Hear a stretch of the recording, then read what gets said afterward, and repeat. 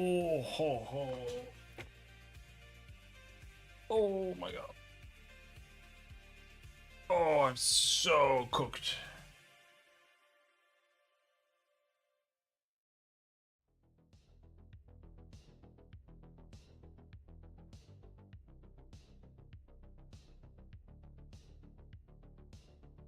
I'm so tired. Oh, let's see if we can figure anything out today.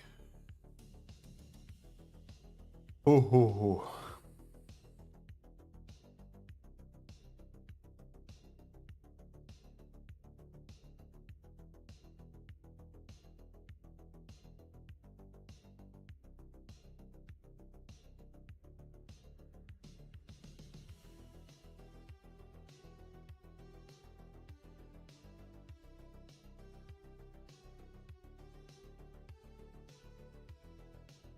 So,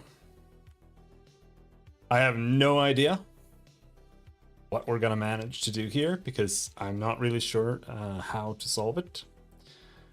But basically, we have to figure out how to correctly create these vertices. And I'm not sure how to do that.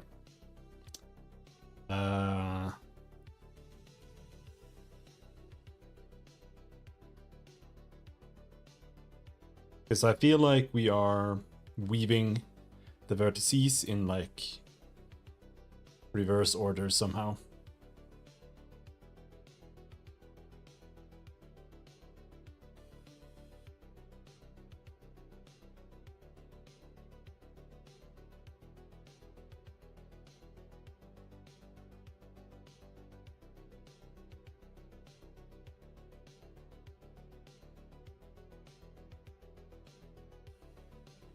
And I kind of don't know how to solve it because it's like we're looking for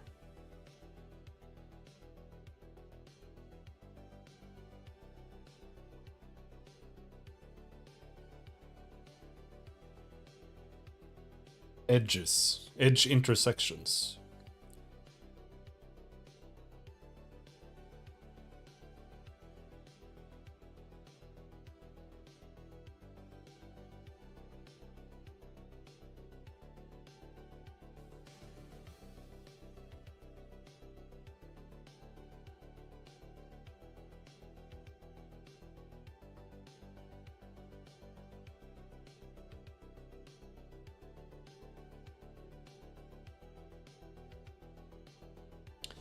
Let's see.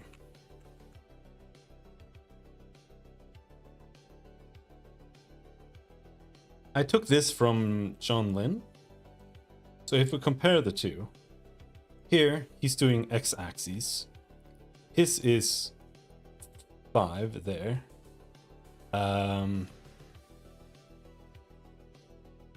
So the question is a little bit like, what does his cube look like?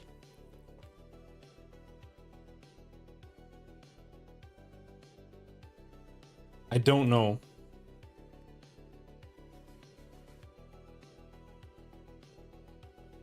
That's the reality there. I do not know. Where is his 0? 0 to... Because it could be like the opposite. It could be up or down. Like this here. This could be his 0. I just don't know. And here he has 0, 4, which means this there. So he has this side is his x, right? So here it's 0 and 4. So he goes 0, 1, 2, 3, 4, 5, 6, 7, or some bullshit like that, right? Z-axis 0, 1. Okay, so from that we can conclude that he goes like 0, 1.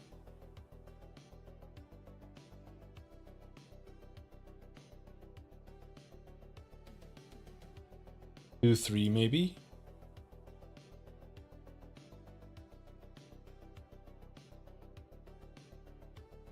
Zero, 1, 2, 3. Yeah, because here it's 0 to 2.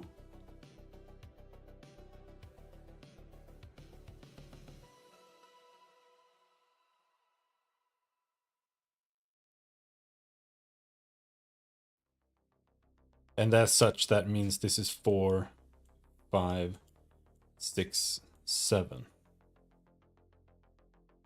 Yeah.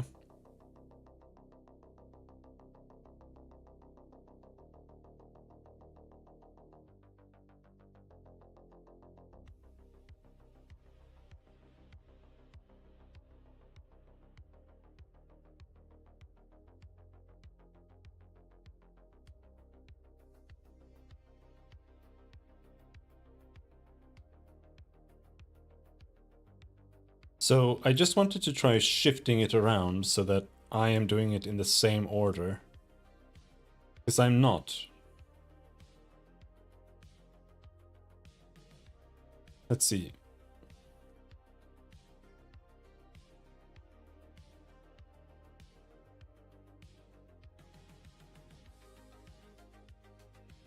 I have 0, 3, that's 0, 4, and then he has 1, 5, and that for me would be 4, 7.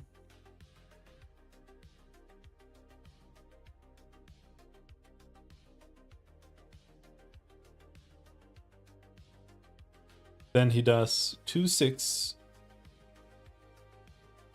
which for me is 1, 2.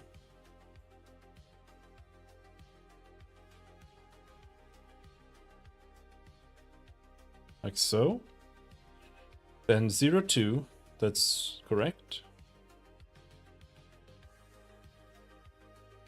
1, 3.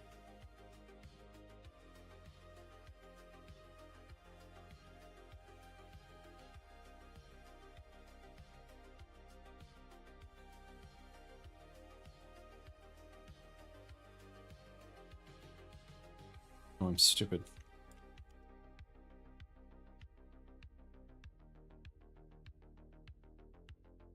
Oh, 1. 1, 3, that's 4, 5.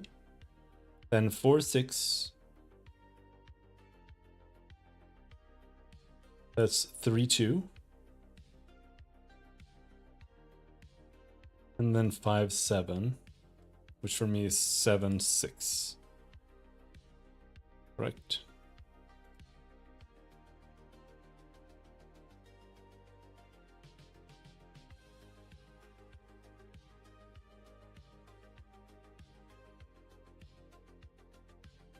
And Z 0, 1, 0, 4, 2, 3, 1, 5,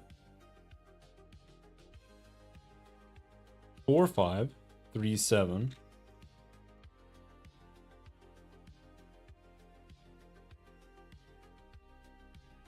There. And then we can try running it and see if that does anything.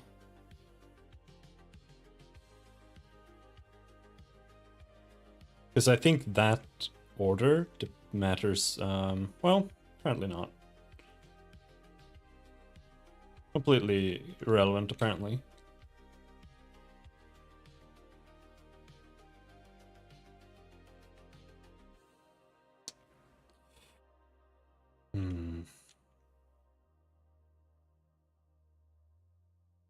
The question then is, what the fuck?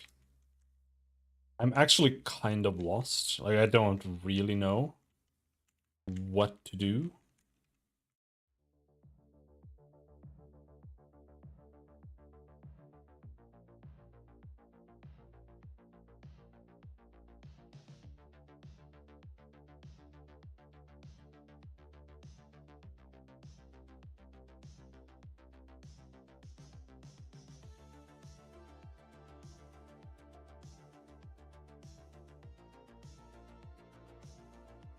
Because I'm not sure what is creating the problem.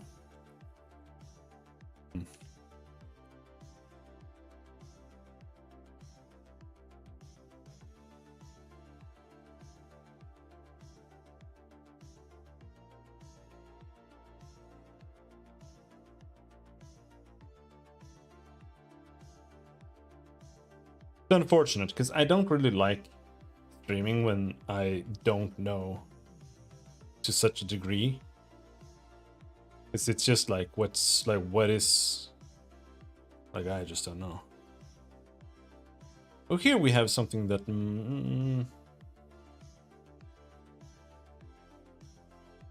corners are set here, all of them.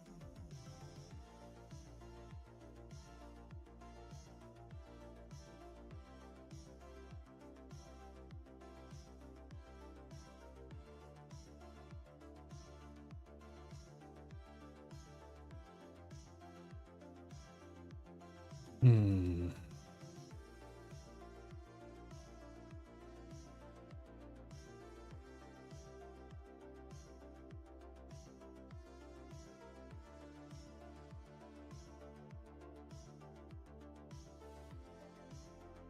But there is this too.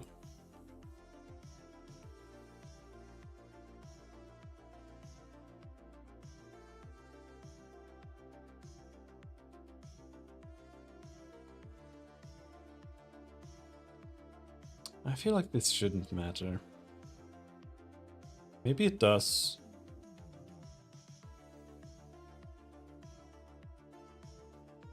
Shouldn't.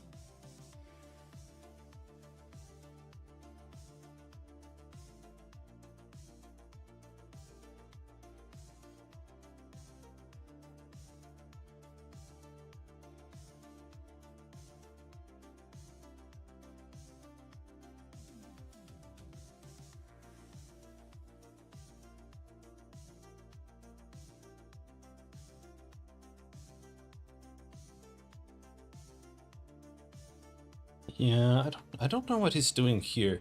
Generate indices. What indices are we generating?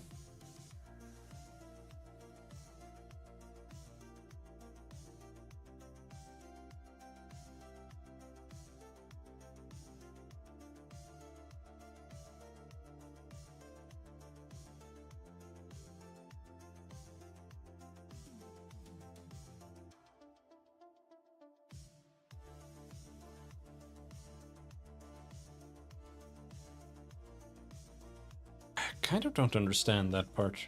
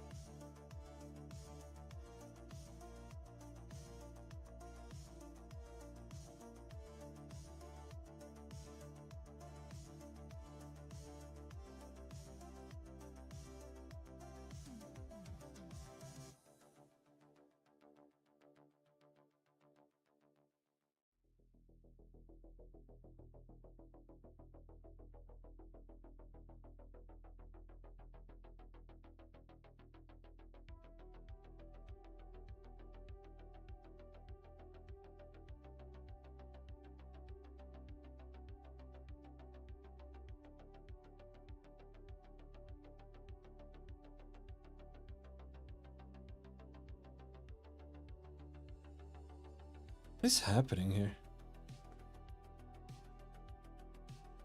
Like, I feel like I am kind of skipping something, because what we're doing, as far as I know, is just the contouring right now.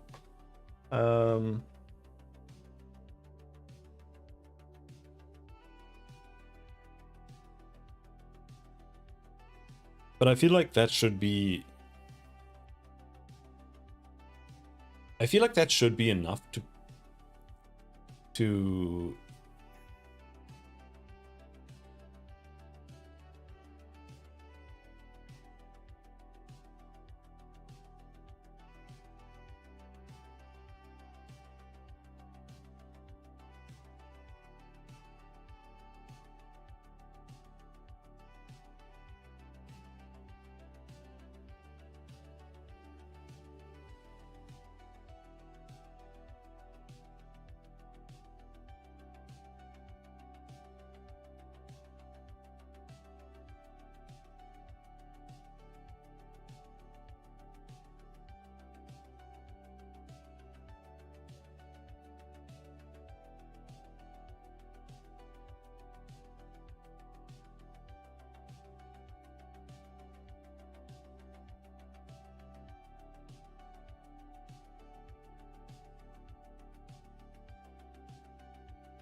Okay.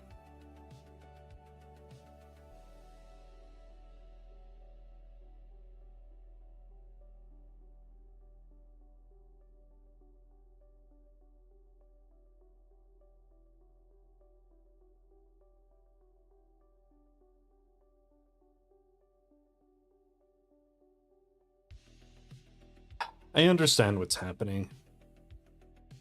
I don't understand how it works or why it works, but I understand what's happening.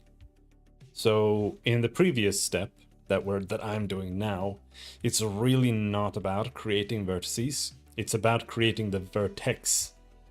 It's about creating the vertex in the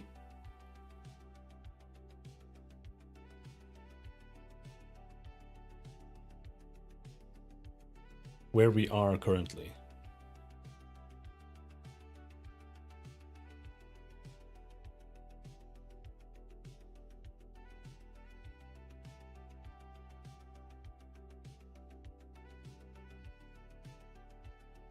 So are you saying that there are actually 4 triangles per...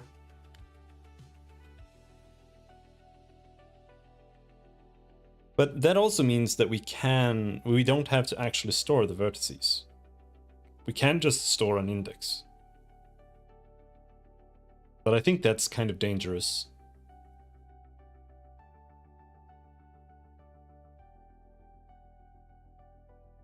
Because that means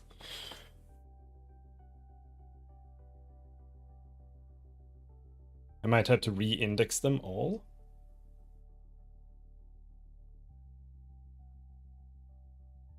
Something changes? I'm not sure.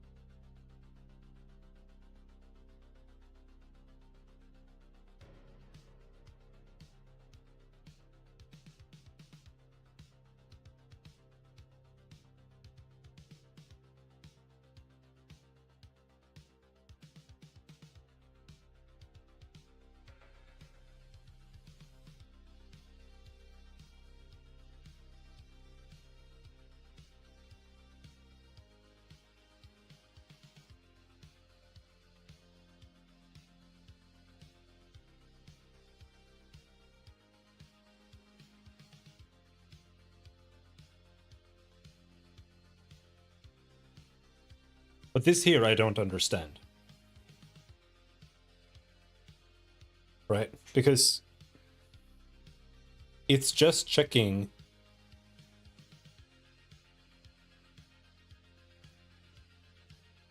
Oh.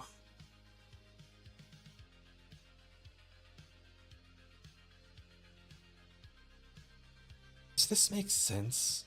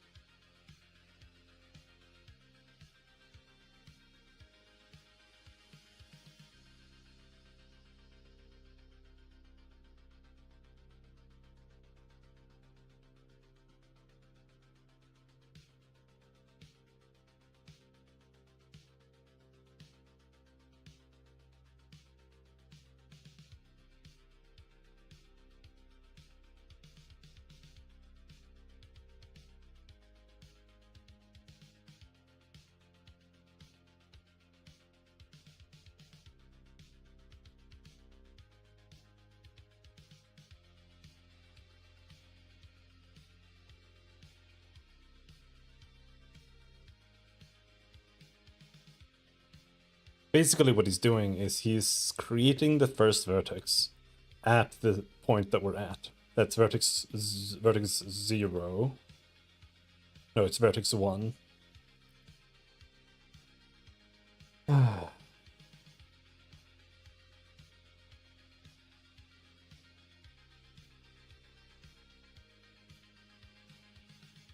And then he's just checking to the right.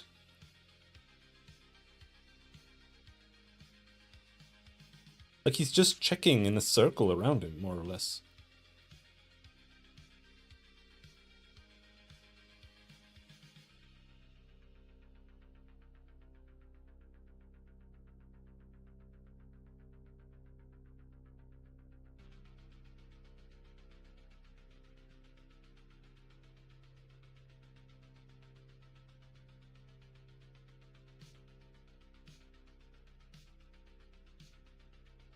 But I'm really confused. Because here, vertex 2 and vertex 3 are all in the same vertex the first time he tests.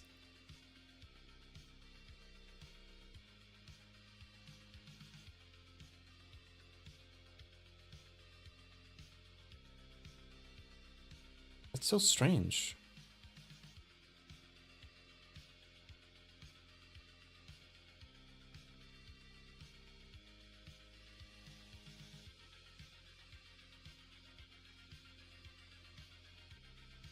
Like,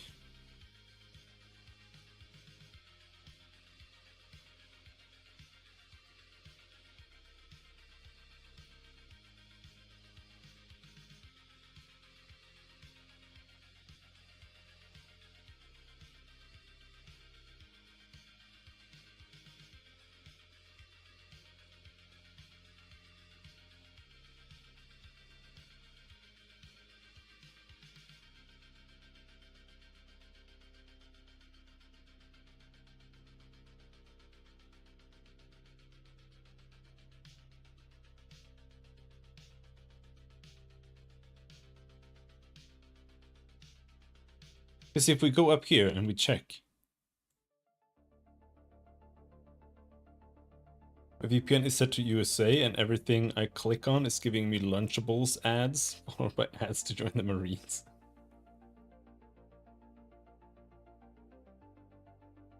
Ah, the modern UK internet experience. I am fucking exhausted.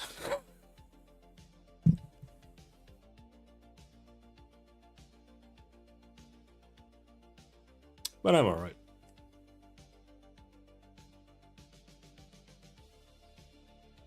Still with it. Well, it's a different headache, but yeah.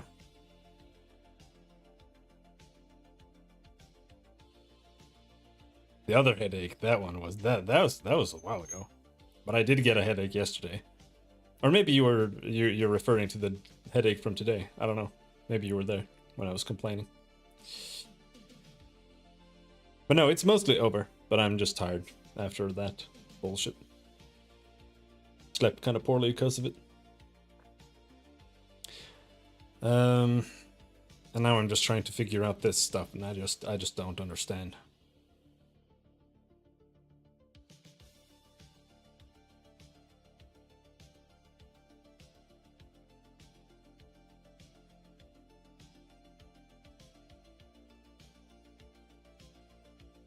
Yeah, this is some bullshit. For real. The worst part is that I don't understand what's wrong. Or like, I barely understand what this shit means. I understand it, but I don't. So what's happening is that he's setting vertices. First, the algorithm goes through every single tile and it sets a vertex position, which is gonna be like, well, I don't know. Let's say we end up with vertices that are like this or something. And then we go through them.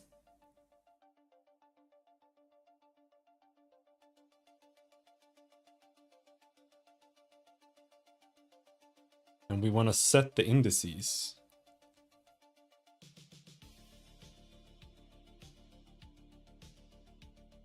But I don't understand. It's so weird. Stop. Because here we have directions. And this is the first one. It's basically 3 vectors.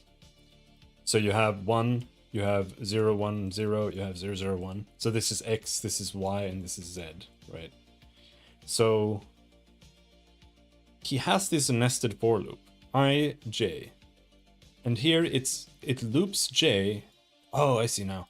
It loops J when I, or it loops J up to I. So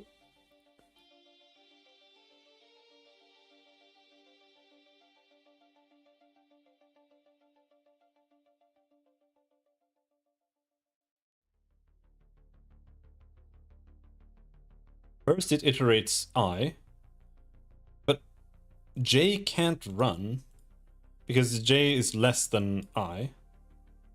So that means that it iterates immediately to I equals 1, which begs the question, why doesn't it just start at 1?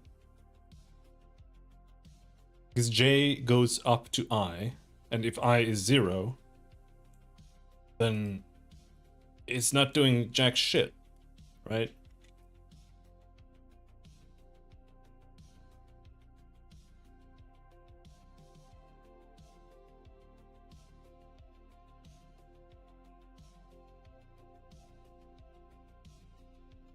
It's not doing anything.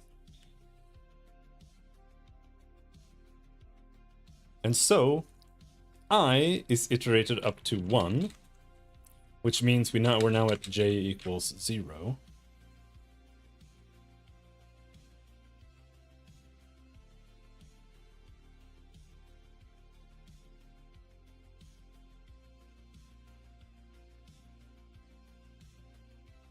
And now we can actually check something. So then we're checking X plus I0, I1, I2. And I1 is here. So here he's now checking in the y-axis for vert2.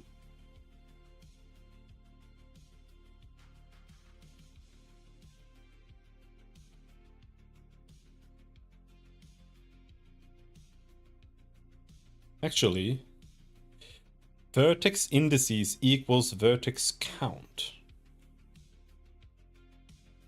Okay.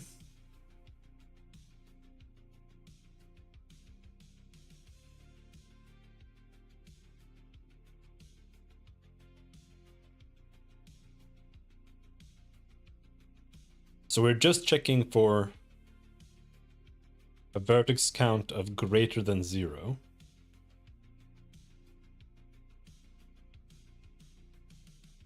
And this runs after everything is generated, right? Yeah, generate at and then generate indices at. This was so weird. Because I feel like it would just find weird ass indices. But let's continue. So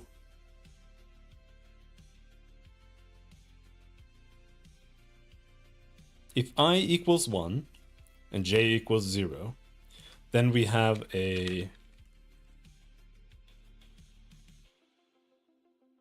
checking XYZ plus 0, 1, 0 for I, and then J equals XYZ plus, and that's 0 now, so that means 1, 0, 0.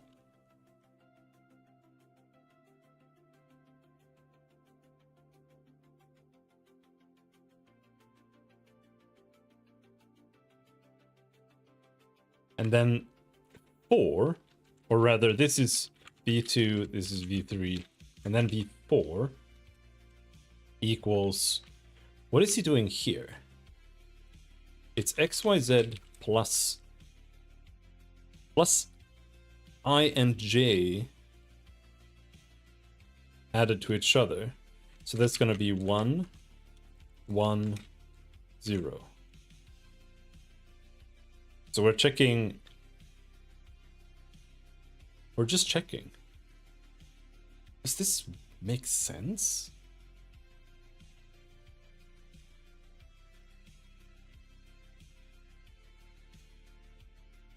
I mean, maybe it does actually. Kind of.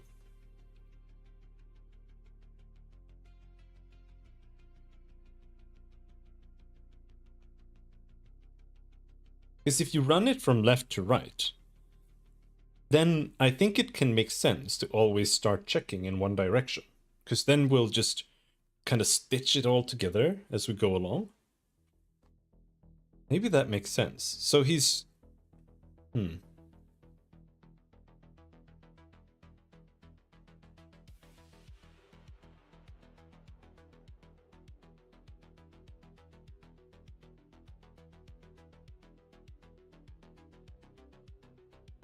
But like the for loop, I think this is just like an oversight, because I feel like the first for loop is just not going to do anything. So this should just be a 1. It should just start at 1. There's no reason for it to not start at 1. But it doesn't really matter that much either.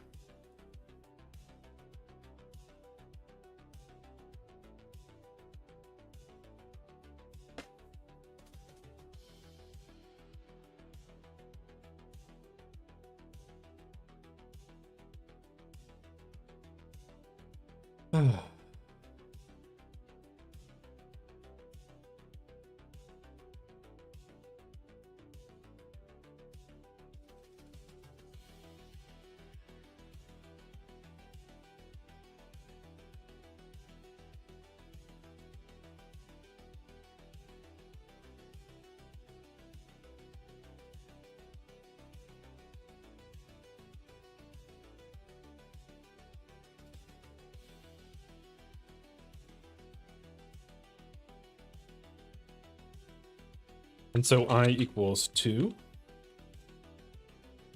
J equals 0. V2 equals xyz plus 0, 0, 1. V3 equals xyz plus 1, 0, 0. V4 equals xyz plus 1, 0, 1.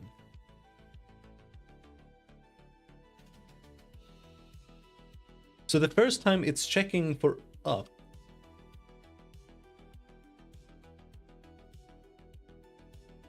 It's checking up and the diagonal. Which means that it prioritizes up as well.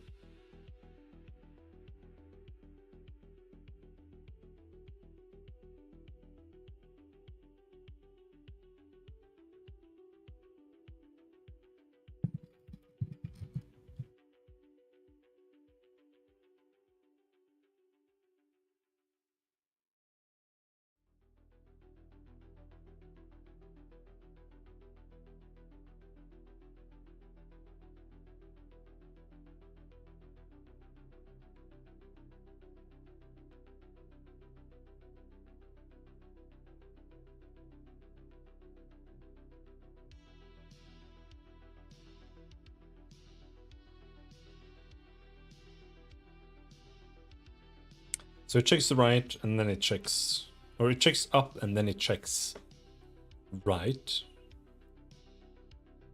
Right and forward.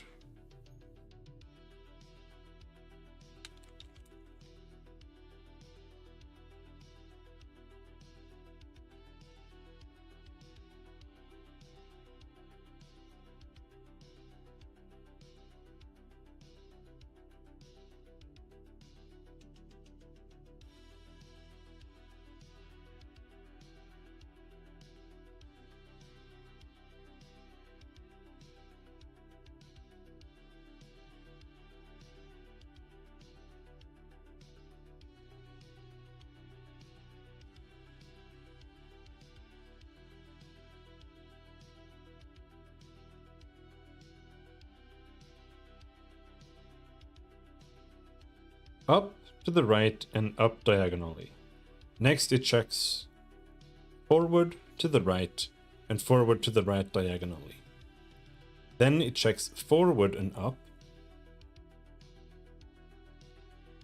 forward and up diagonally.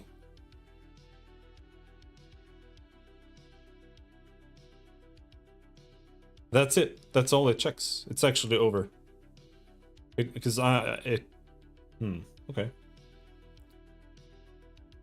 It prioritizes up and then checks to the right.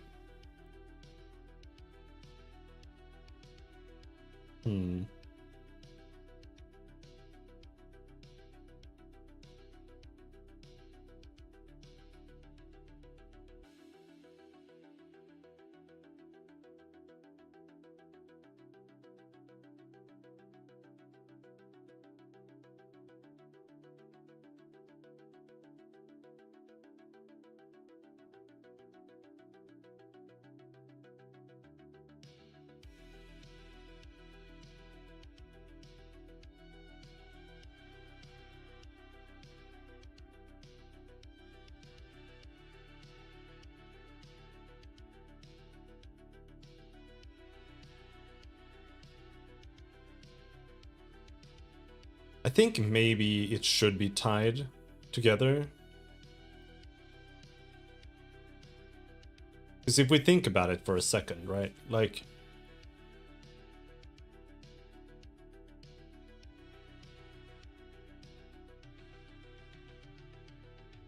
the way I'm doing it now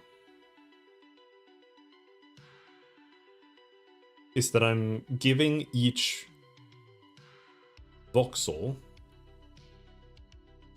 multiple vertices.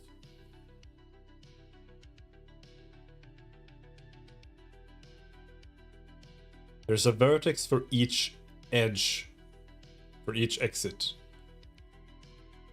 And that's what I'm trying to use to draw the triangles. However, by doing this, that means that the UV is going to be restricted to the voxel itself. Which means that whatever texture I apply to it will only be stretched to the size from the from the vertex center to where the edge of the voxel is, unless I do like some extra calculations. So I think that's actually impossible. We can't do that. So we actually need to have pointers. It needs to say, yeah, this ties to this voxel, and that voxel needs to be indexed.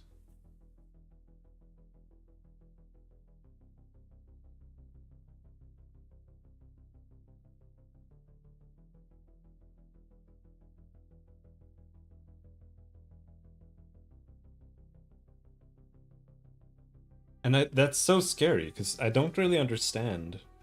Like, when it comes to memory management, that seems like it's genuinely hell. Right? Because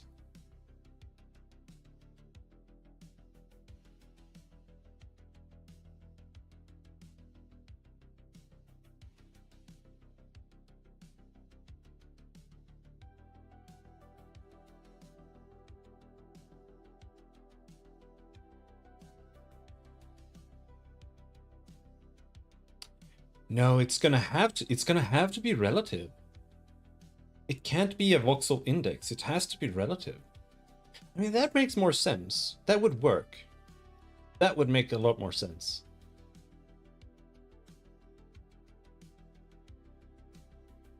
Because what I was worried about, like, when it comes to managing memory, like I talked about this before, when it comes to bricks, right?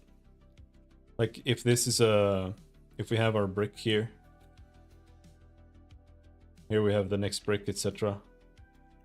So this is, if we erase these, this is now -1, because this brick doesn't contain anything, so it doesn't need to have an index. But this is brick 0.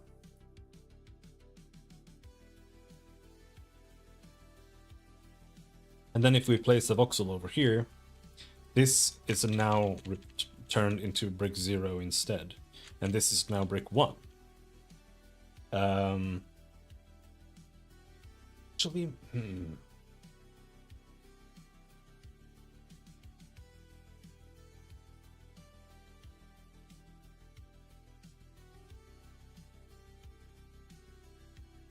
no.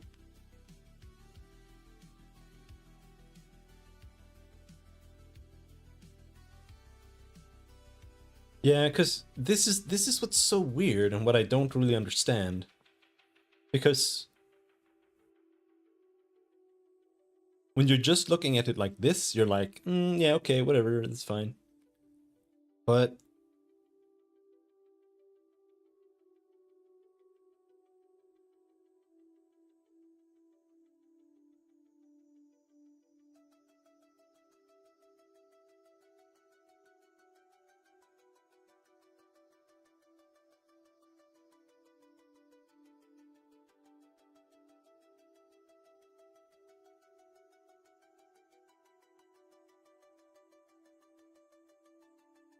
there are actually 37 million bricks.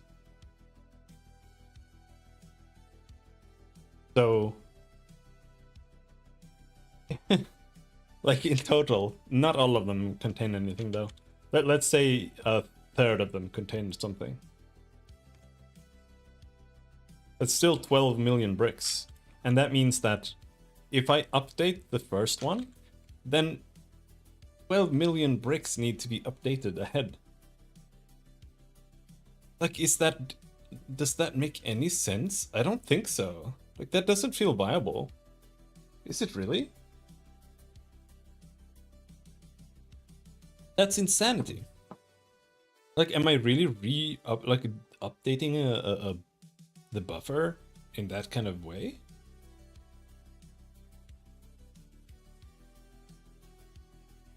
That sounds like pure insanity to me. That's why I don't really understand how you're supposed to write like limited data to memory. Because every voxel is still indexed. Like every voxel is in memory. In one buffer, in one-dimensional buffer.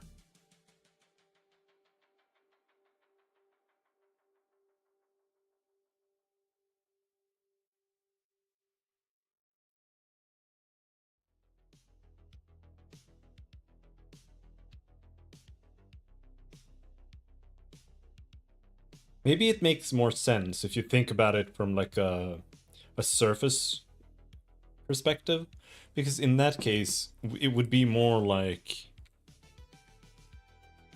1000 times 1000. Then it's just like a million divided by 8, 125,000 kind of.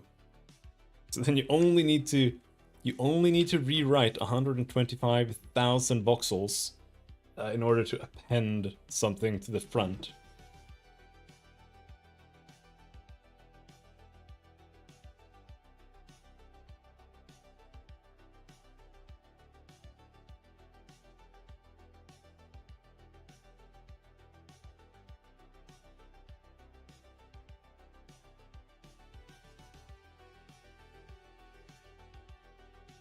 I tried asking around about this, but everybody ignored me, so I don't know. Maybe they think this is so basic.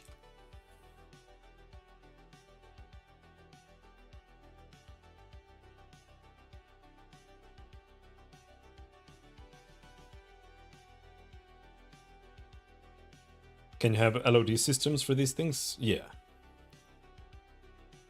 Maybe why they split them into the chunks in octree so they can only update the relevant nearby chunk. Yeah, but I don't understand that either. Like, how can you only update an octree?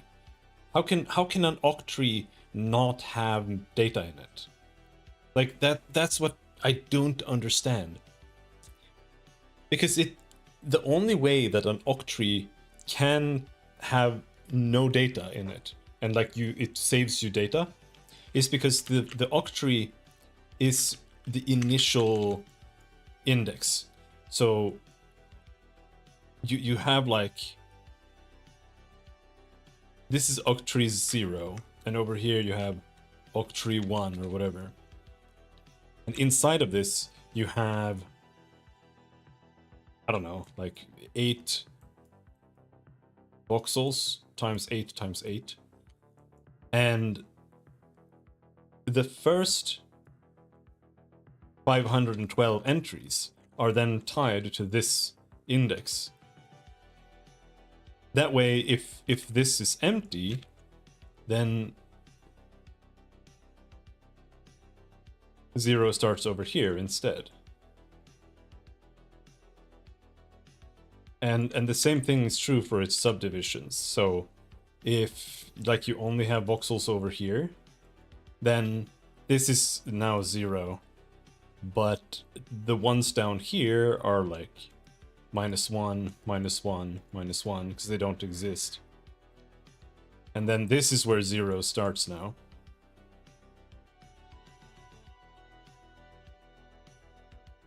But to me, what this means is that we simply have to like index each, like the smallest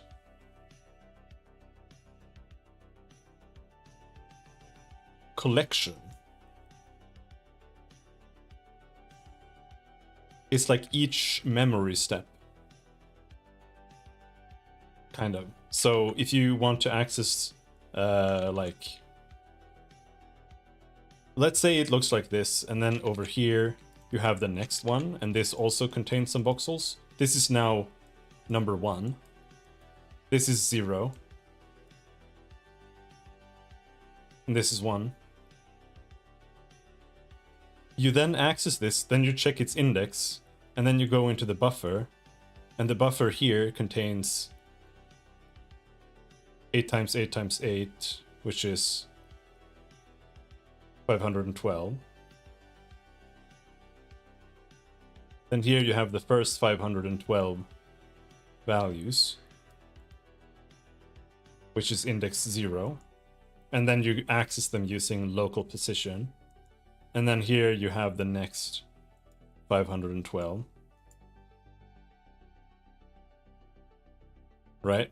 Like this is the only way I can understand how an octree can save memory by not existing, right? Because the voxels still have to exist in memory. And in order for the voxels to not be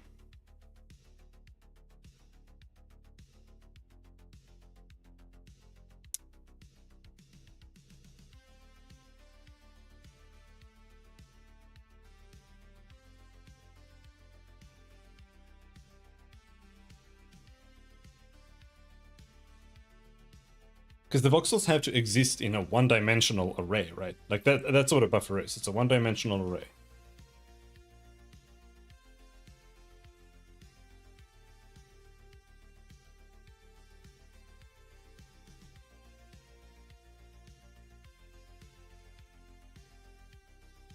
Or maybe not. I mean, maybe, yes. Like, no matter what, I feel like you have to do it this way. And that's where I'm like, is it really okay to have to shift like the entire buffer? That's insane to me. But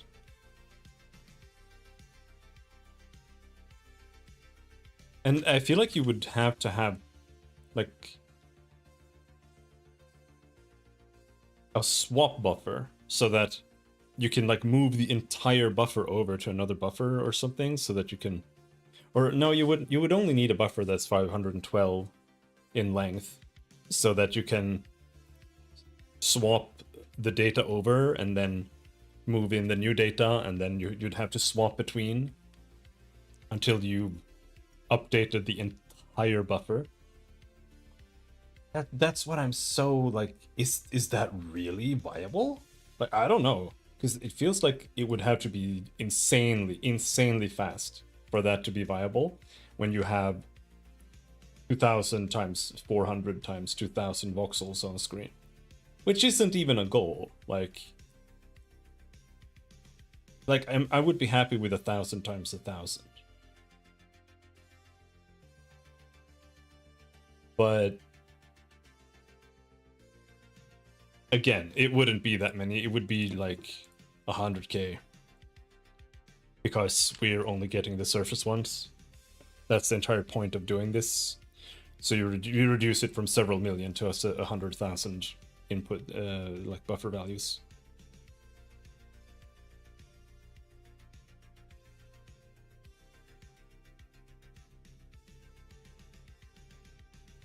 I'm almost, I'm this close to ChatGPTing this, but this is one of those things where I feel like it's too hard to actually get across what you're trying to do for it to give you an actually decent response. Which is why I'm sad that nobody actually got back to me. They hate me.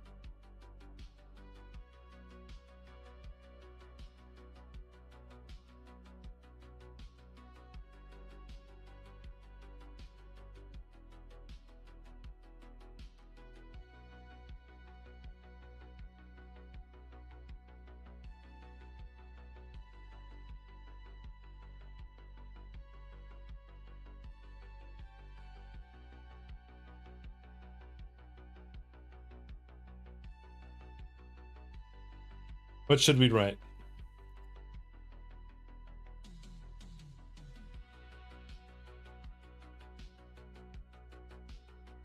When I can't think of a singular question to ask Bing Copilot, I'll ask it a series of simpler questions, starting from the obvious, lead it step by step towards the current situation. Seems to help in those scenarios. That's probably true because it uses the previous chat history as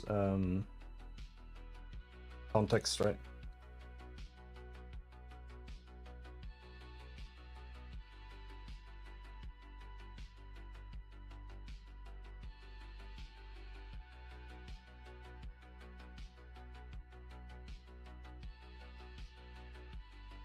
No, I'm using C#. I don't think that's hell.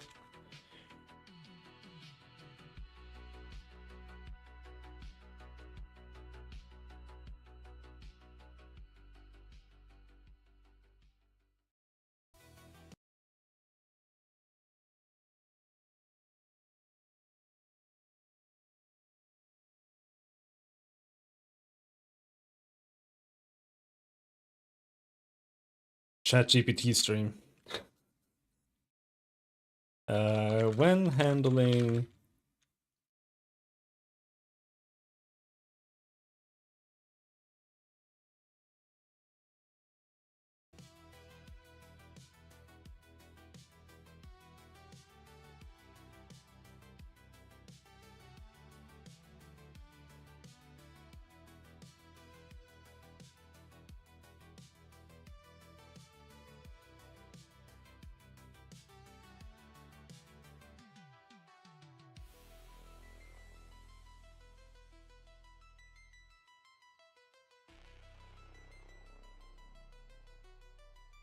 No, I don't. Like, I know a lot of people who are like super anti-AI. I thought ChatGPT was lame at first because it was retarded, but now that it's getting better, it's pretty decent. I'm actually not anti-AI really. I just, you know, if you use AI to make your product and it's noticeable, then it's bad. Otherwise, I don't care, to be honest. So, um,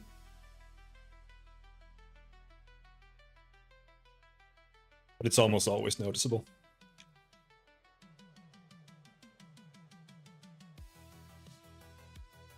I've been using ChatGPT a lot. It's pretty good. It saves you from asking too many questions on Discords, which I am good at. I usually annoy people by just spamming questions all the time.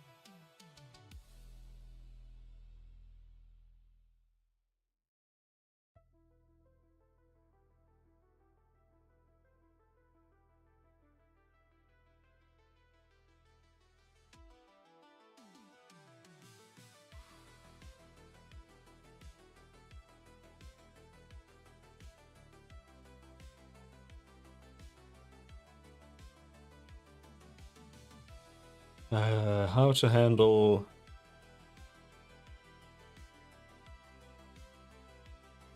voxels in GPU memory when we need to update, when we need to change the, when we need to modify an area in the voxel matrix, or when we need to insert additional voxels in an area. I am using a brick solution.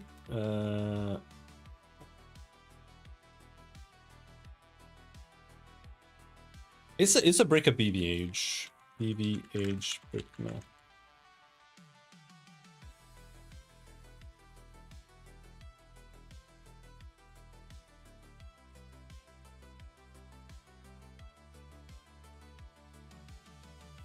No.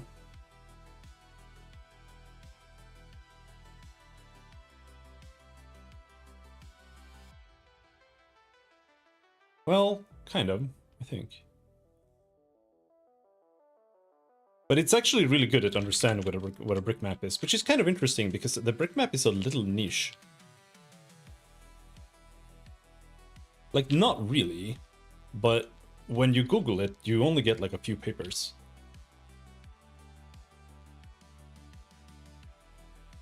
But I think they used to call it something else, like just a hash map or some bullshit like that. Because it's really nothing special.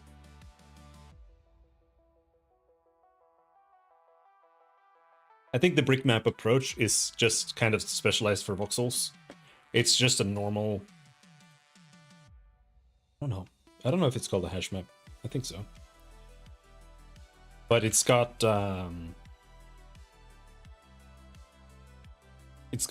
a bit field that represents the voxels, and then you set them to be values, and then if the values are all 0, then the brick map is 0. It's like the only addition, I think, really. Otherwise, it's just an index, and then you assign the index to objects that exist within the space, and that's all there is to it. It's such a basic concept.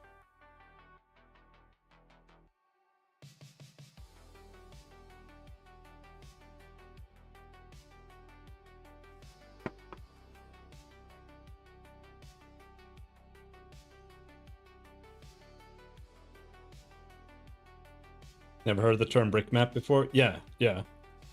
I do think it's a little niche. In specifically for voxels. And voxels are kind of niche. So.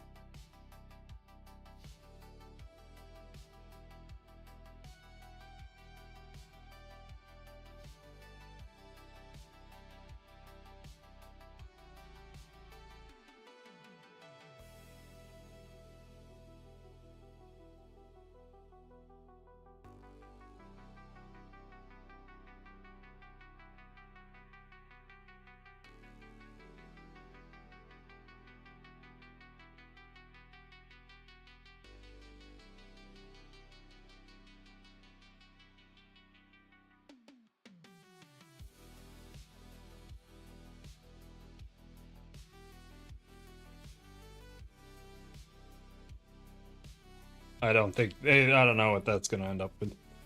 I barely even understand what I was saying there.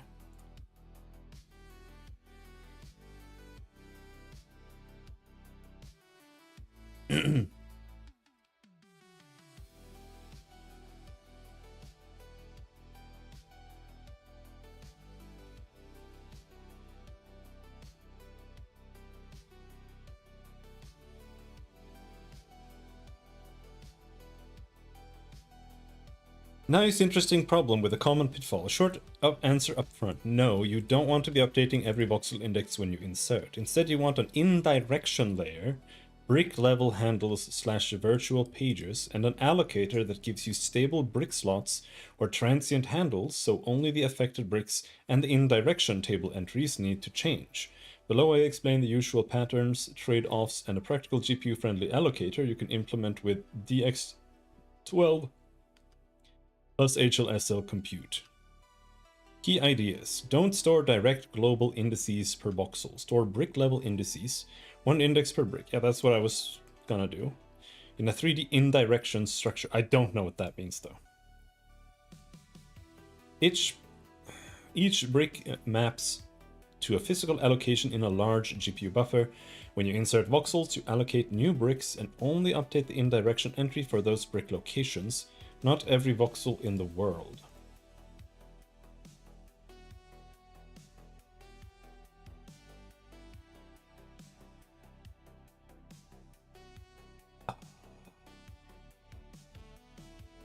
This...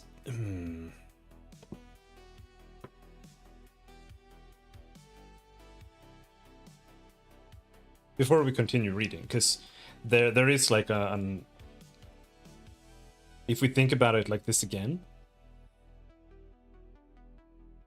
what does it? I have no idea. I have no clue.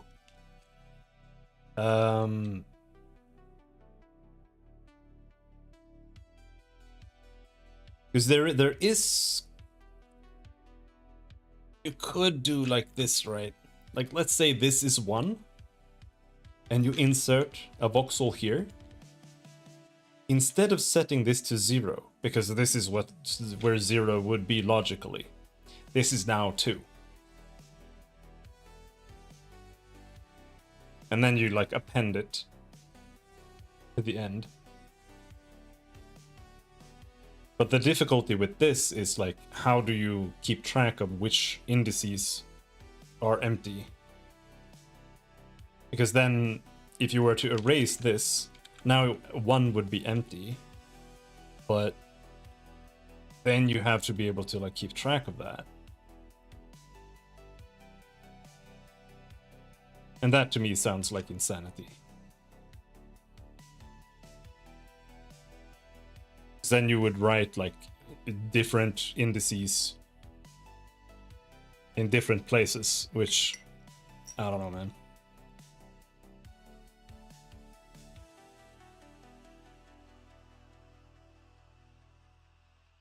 Use stable handles or slot indices. Make the allocator hand out brick slots. A brick slot can be reused later. Optionally add a version number to the handle to detect stale references. That's kind of what I was just saying, I think. Keep brick size coarse but not huge. Typical sizes 8x3, 16x3, or 18 to the power of 3, 16 to the power of 3, maybe 32 to the power of 3. That's I have the brick, which is 8 to the power of 3, and I have the house, which is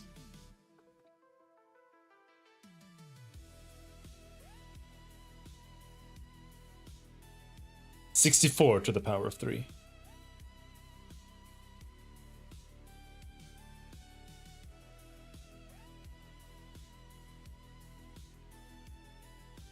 Coarser bricks reduce indirection table size and allocation frequency. Finer bricks reduce wasted space. Use GPU-friendly allocator techniques. CPU-driven allocator that updates indirection table on CPU, uploads small regions, fast for small changes. GPU-driven allocator using atomic/append consume buffers so compute shaders can allocate/free bricks without CPU round trips. Hybrid. CPU allocates initially and GPU can do transient allocations with an append buffer and later commit to CPU managed pool. Sparse/virtual memory. If available and fits your use case, map/unmap physical pages for virtual tiles so you never move voxel indices, you just map physical memory pages. This is powerful but more complex. I have no clue what that means. Avoid global renumbering. Never adopt an approach that requires shifting indices in place across the whole buffer. That's ON expensive and unnecessary. Yeah, like I could tell immediately that solution didn't make any sense. Like it kind of is the way to go. Like it's the correct like logic, but you need to go a step beyond so that you avoid having to update everything, but instead you kind of just change what like each index means.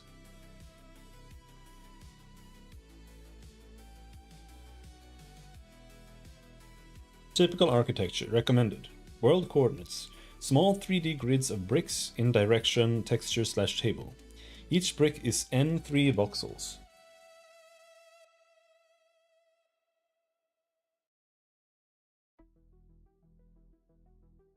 In direction table, 3D texture or structured buffer holding brick slot -1 if empty and optionally version. Yo, what the fuck does version mean? Brick pool, large GPU buffer. Read-write structured buffer byte/struct that stores brick voxels consecutively. Brick slot maps to an offset equals brick slot times brick size in bytes.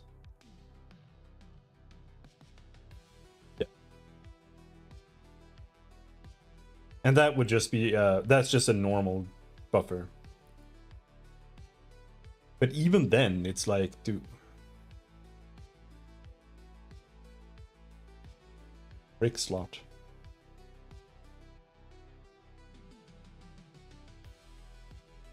Allocator maintains a free list of brick slots on CPU or GPU.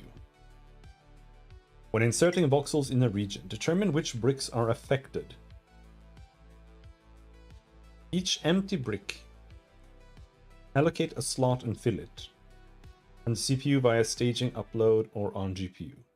Update the indirection entry for that brick coordinate to point to the allocated slot. Only touched bricks plus indirection entries are updated. Everything else stays the same.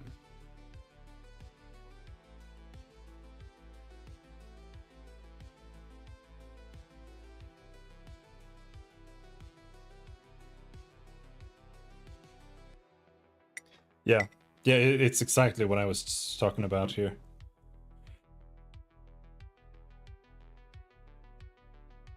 So it's literally like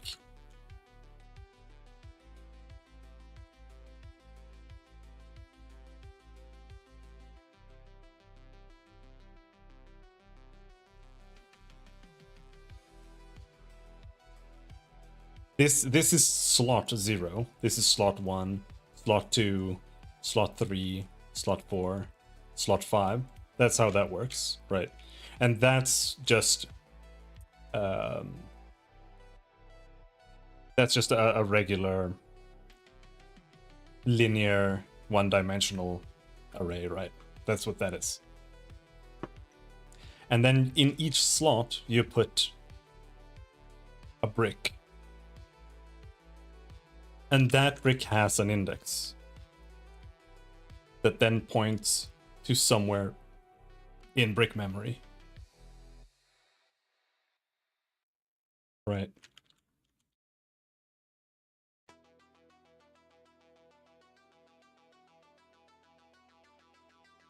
And the way you keep track of this is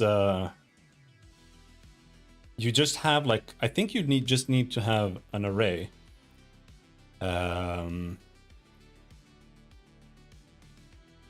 Of booleans, a boolean array,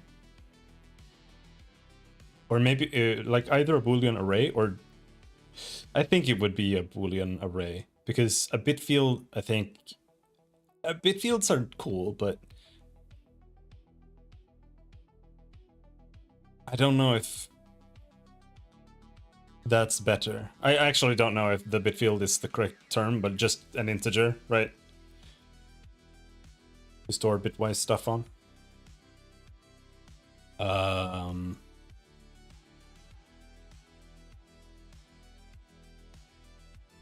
And then in order to find an empty slot, you'll have to iterate through it.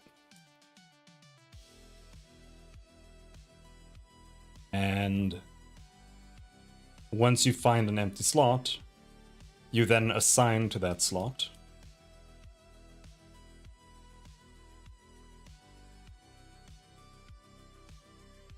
And then you can keep going, and you can find the next empty slot, and then you store that in memory as like, this is where the next empty slot is. And then you can just write there immediately. And then if you empty something out, you then store that slot. But like if you empty something, you can, you already know where in memory that is. So you can just go there and then you empty it out. And then you set that to be the new position, right? And then next time you write, you then iterate again to find the next good position to put it in. Oh, this is actually not that complicated. I guess I just needed someone to tell me how to think about it. Hello, Nightchat. Yep, this is where we are using ChatGPT to understand how GPUs work. But yeah, no, I think I understand what we need to do now. I've been struggling with memory and how to handle assigning bricks to memory without having to update like every single voxel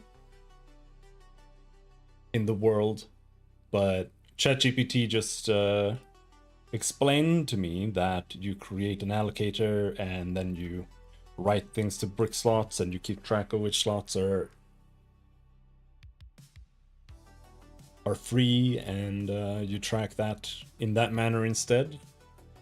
So I think I understand how to proceed with that now.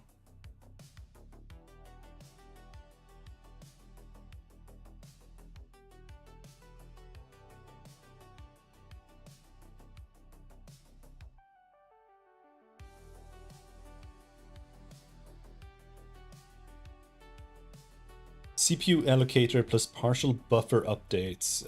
When it comes to this, I'm not really sure.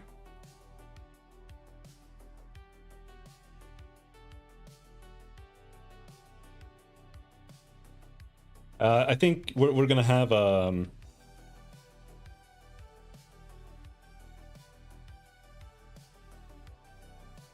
we're gonna have a buffer that's a couple of bricks in size, probably.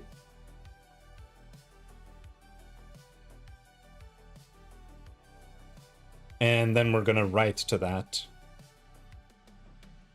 in order to edit on the GPU side, because the voxel world is stored in a constant buffer, which means we can't update it from the CPU. Before, I was storing it in just a dynamic structure buffer, I think, which allows you to update it on the fly from the CPU, but it's way slower. I gained like 100 FPS by switching that to, I think, immutable something.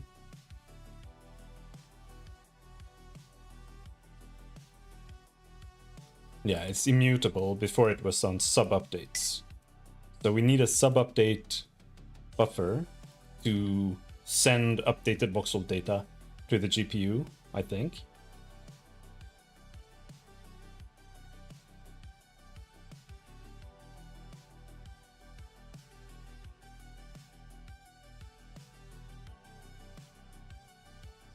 And then we read from that on the GPU side and then transfer it into memory there. But I think we can move on from memory, because right now I'm trying to work on vertex generation. It doesn't look quite the way it should right now. But we can at least render stuff. And we can tell that it's correctly rendering the world in terms of overall shape.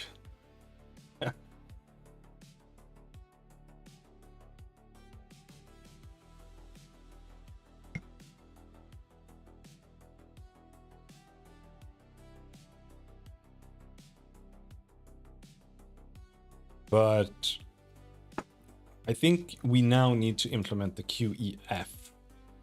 I'm not sure.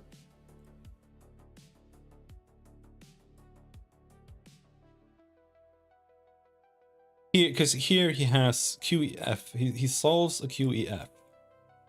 And that's all he does here. He adds intersections. So we want to add every intersection on the voxel that we're testing when we're creating the surface.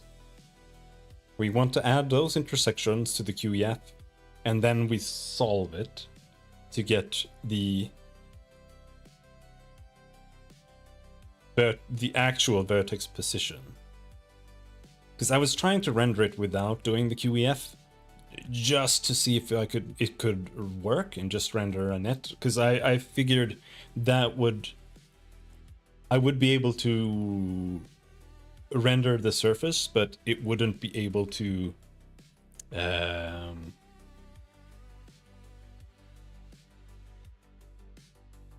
render corners properly. But the original edge vertices that we create are not generated, I think, in a pattern that allows us to correctly assign vertices to them to generate to draw triangles in the correct order. And because of that, we have to generate the surface first, and then we create the triangle connections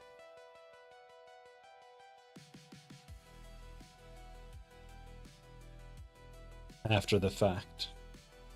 And so we need to do the QEF thing here.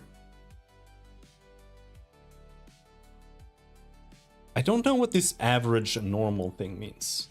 I don't know why he's Like, what is that? N. What is he doing with that? Like,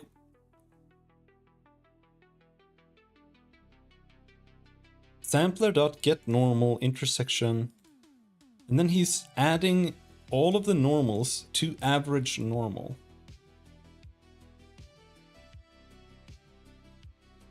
And then here he gets n by taking the average normal and dividing it by the intersection count. But it's QEF dot intersections.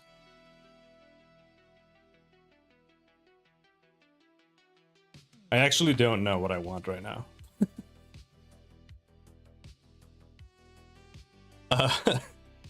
Like, I have solved this, right? This is where I'm at.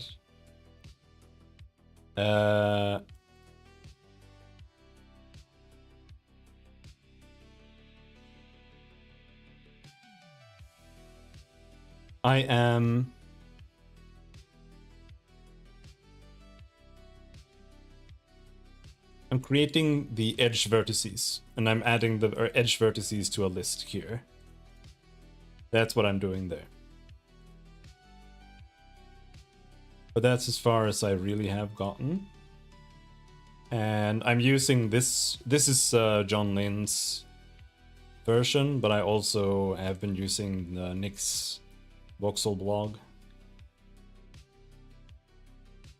So I don't know if I'm mixing two solutions that might not really work together. But here, he's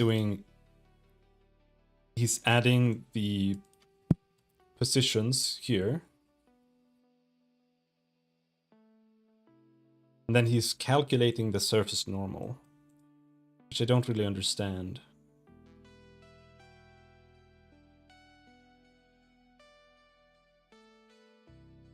Because I don't really understand how he's getting a surface normal from the P.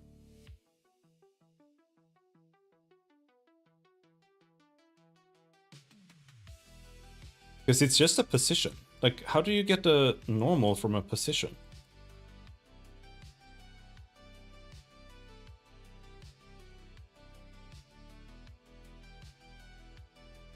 Oh, yeah. Right. Yeah, I didn't really understand this either. Or do I? Do I understand this?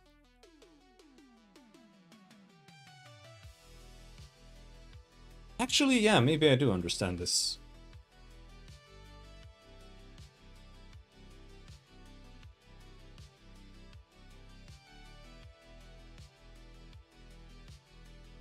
Because he's...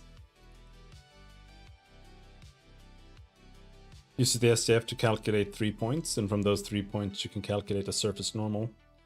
Yeah, he... Well, it's actually 6 points, right? Like, he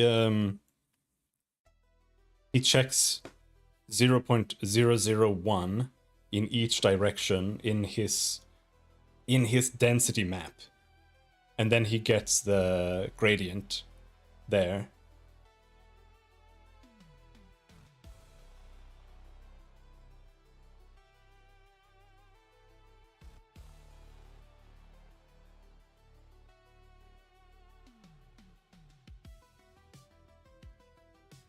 But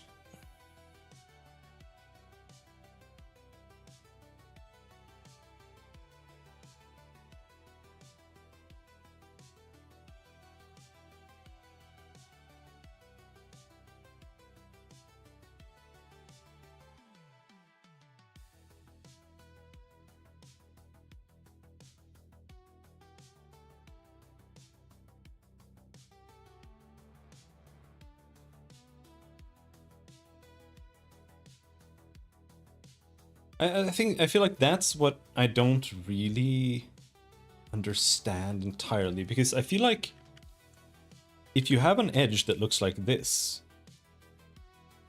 by getting the gradient, you just get a vector that looks like this. But you actually want this, don't you? Or do you want this?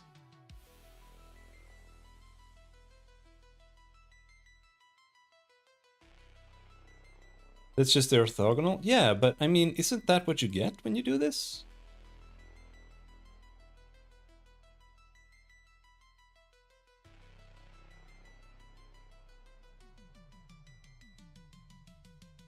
Here he does GLM normalize. And these are just deltas, right?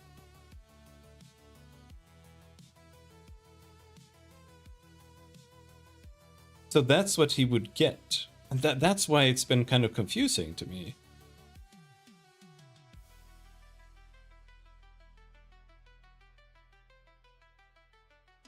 We can measure the density values on each axis either side of the surface to determine the rate of change on each axis.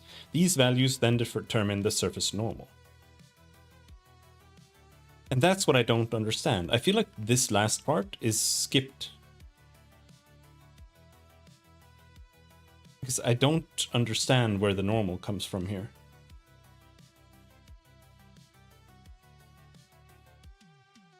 Because this to me would just... Like, this doesn't... Maybe I don't understand what a normal is. Because when I hear the term normal, it's like when you have a triangle, it points away there. Like, that's the normal to me. So in terms of like a normal for 2 points, I don't really understand what that means. Because to me, I feel like this would be the normal. But is this the normal?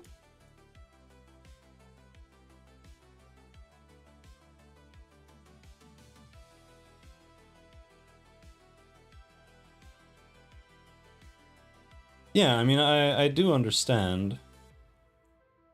Because it's like you have an actual gradient here, like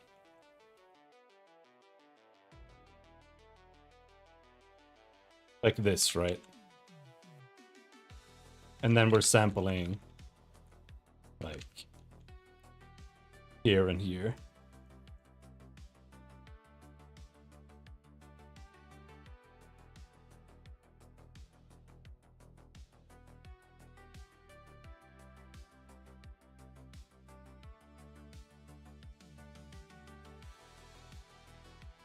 Delta of SDF.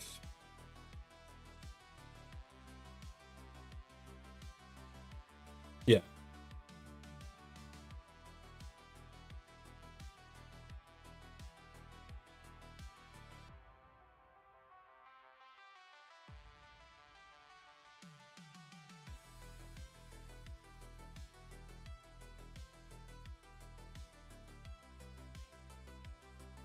Yeah.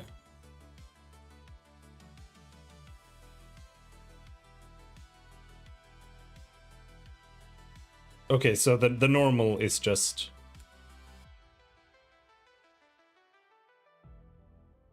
This is the normal.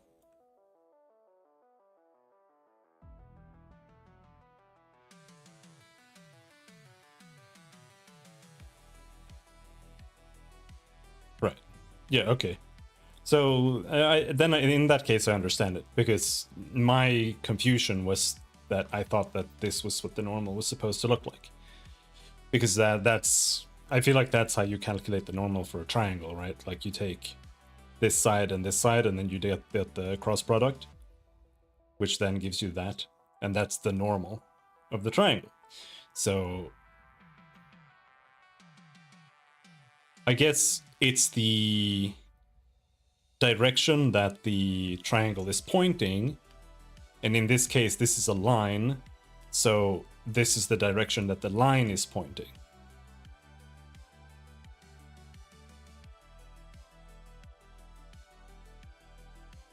So are we saying that a normal is just a vector? Is a directional vector a normal?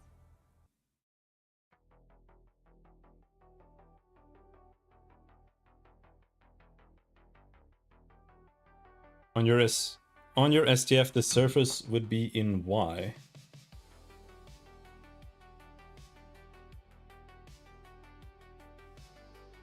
Your surface would be from top to bottom.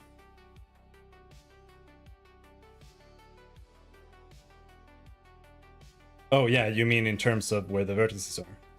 Yeah.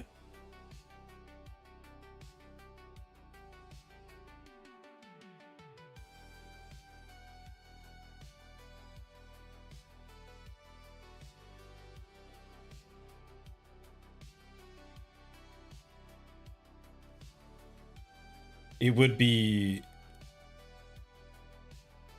like this, I think. And the surface would point in this direction.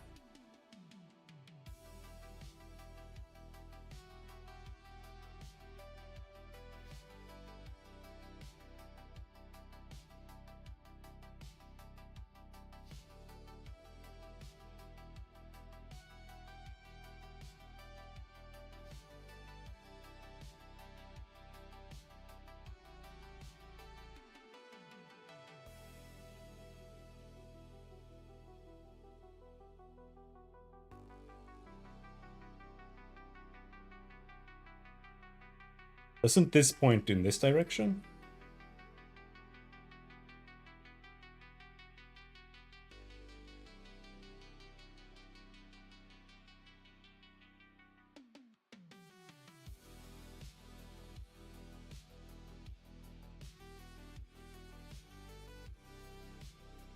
We're doing positive minus negative. So it would be lower minus higher.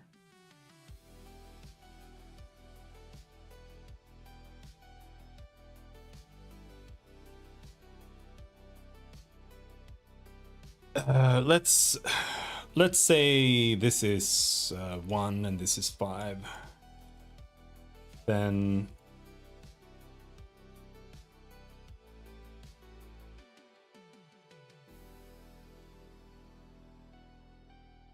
in this case it would be 1 minus 5, and then we get minus 4.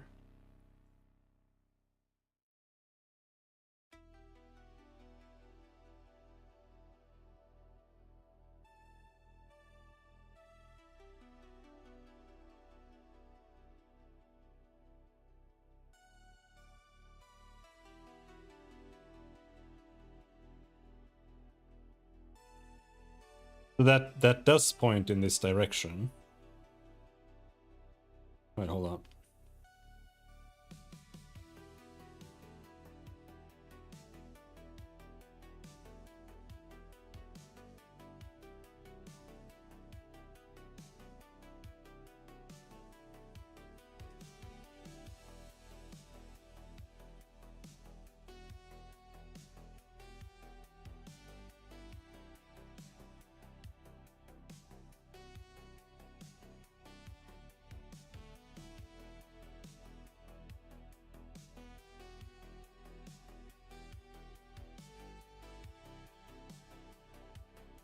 Yeah, no, I'm just trying to understand the next part.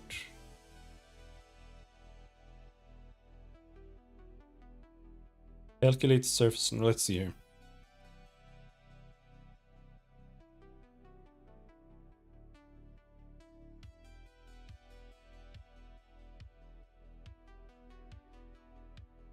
Yeah. Yeah, I've actually I think this works. Like all of this I've done and it is working, kind of.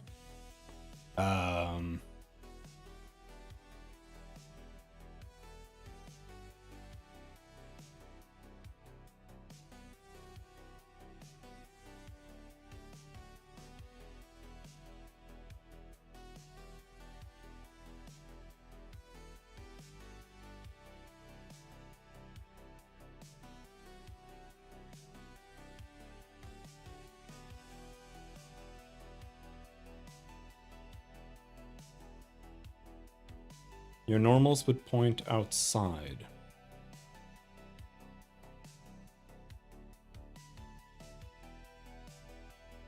Yeah. Yeah, for me, I guess that's one of the things that are a little trickier, because for me, it's the opposite, right? Anything that's outside is 0, anything that's inside is up to 8. And I might have to change some of the math because of that. I'm not sure.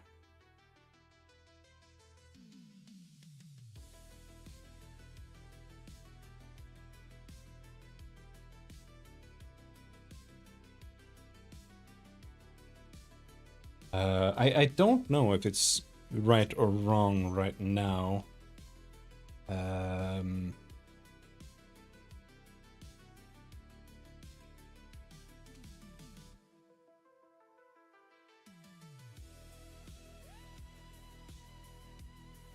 What I'm doing here is I am checking each corner.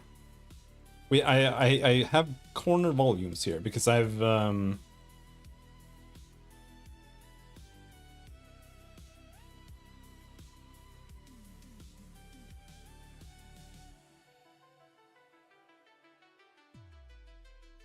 here we generate the world, do a bunch of stuff there, and then here I have a matrix called a corner matrix that contains every voxel in the world again, but I take every 8 voxels, add them together, divide them by 8, and that's the average volume between them. And I store that in this corner matrix. And by doing that, I can check. I don't know if that's a solution I'm gonna keep. It's a little chonky. But that way I can simply assign the corners that belong to the current voxel to this little array here. And then we go through the corners. We have a corner, an array of corner booleans. And so we go through the volumes here.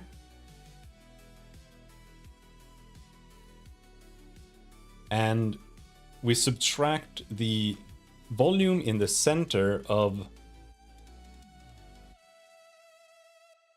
the voxel by the volume of the corner.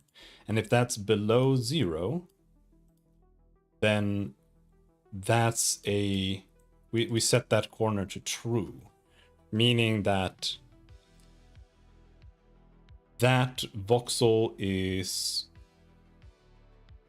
inside, because that means that the corner has a higher density than the voxel's central density. And then we get a bunch of trues and false for the corners there. Then if the corner count is 0 or 7, which is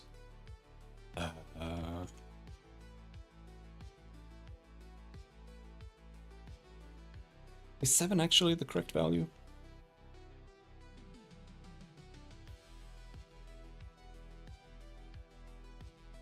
I think it should be 8, maybe? No, it's... yeah, it should be 8.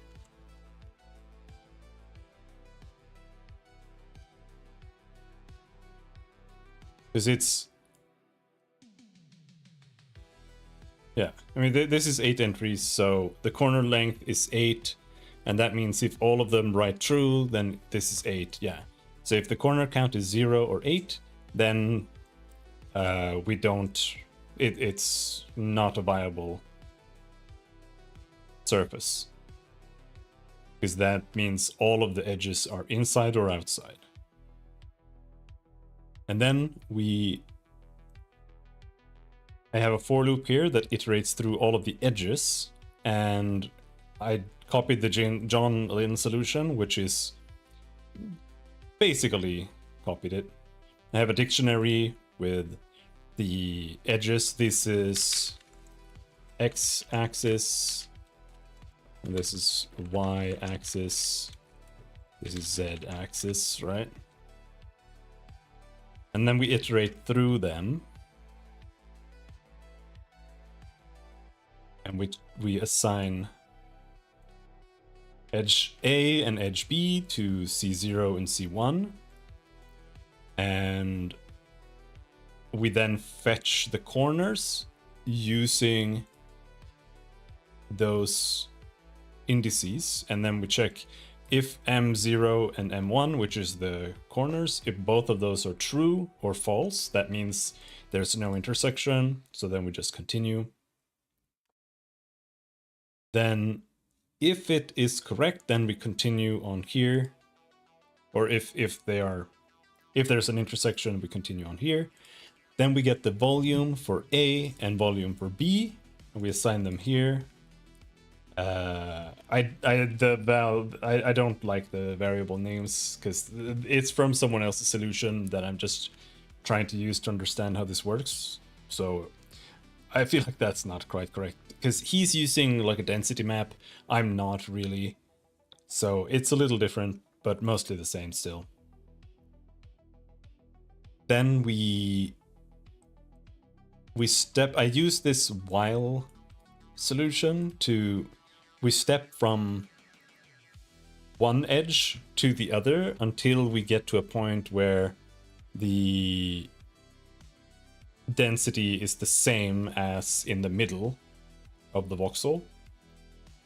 And that is then the intersection point. And it's quite accurate because the steps are like whole integers and it's only like 0 to 8 or 0 to 7.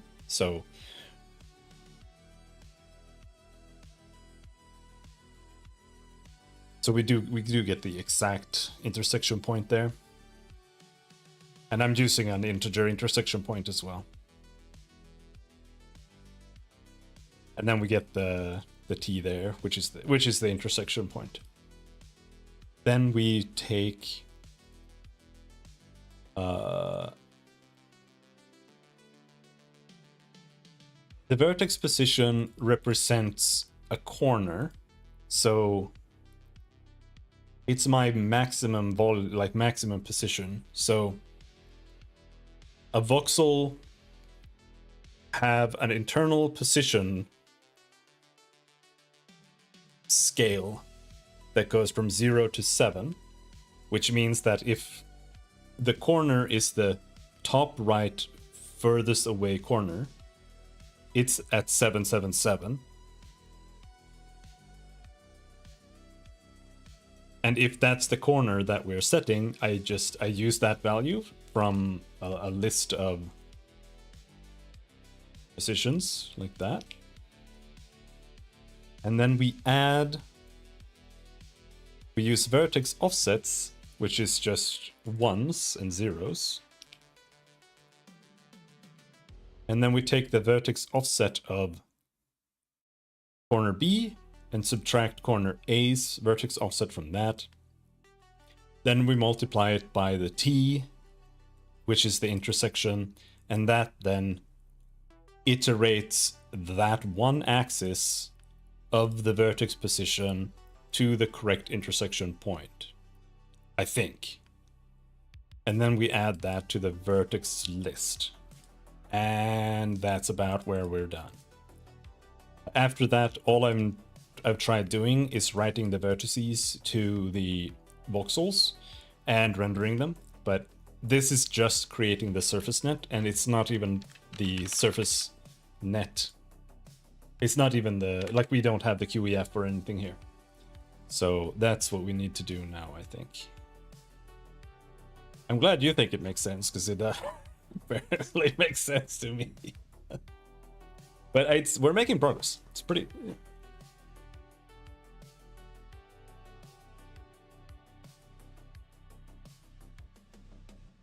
I mostly understand everything now, because I was going through John Lynn's solution for the next step as well, which is creating indices, and he's got this nested for loop here where he checks the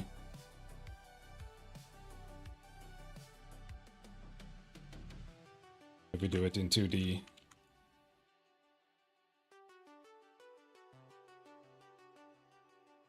First he checks, I think, like this.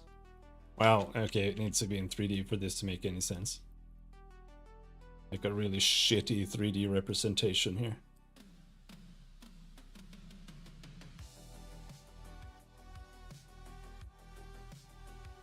And then it's actually like that as well. Which makes it like unintelligible.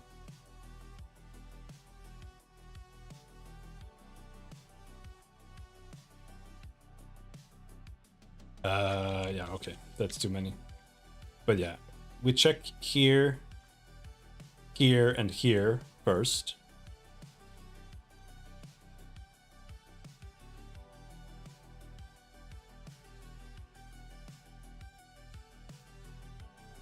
Yeah. We check up here first, then he checks down here, like that. And then he checks here, here, and here, I think. And then he goes through the entire thing like that.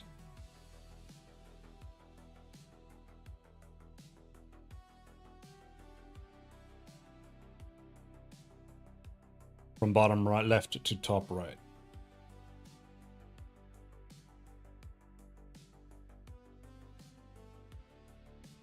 So we need to implement the QEF and then do something like this.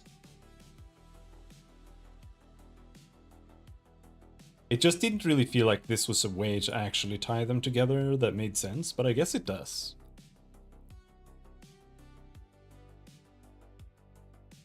There's like a finite way, a finite amount of ways that the voxels can be tied together, and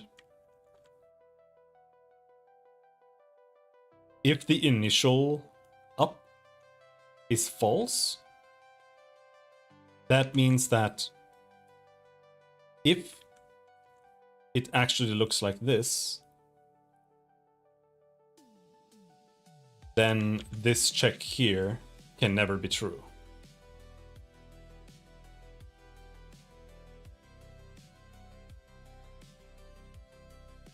So it will only ever find things that make sense, I think. Yeah.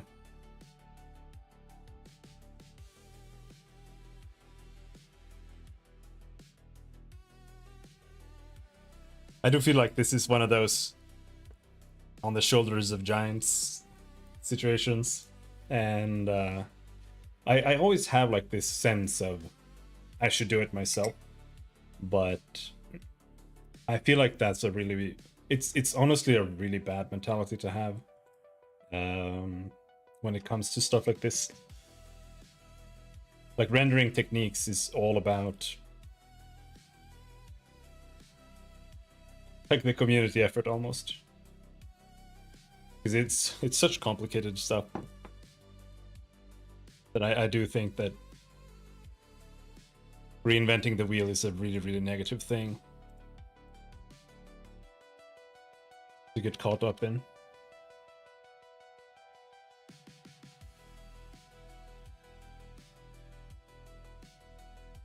Every day I feel like I'm cheating for not working it all out myself. Yeah, I know, it feels like that, right? And especially when you're... I feel like it's almost like ingrained as well that you're supposed to. And it's the same thing in school when you're like writing some fucking report and it's like, oh, but you can't copy. And then you're sitting there like looking at it and you're like, but okay, but there's like one way to write this and it's already like written in the correct way, and I just have to rewrite it for it to be like some other bullshit that's worse. And you know, like I always hated that, to be honest. And it feels kind of the same when you're coding stuff like this.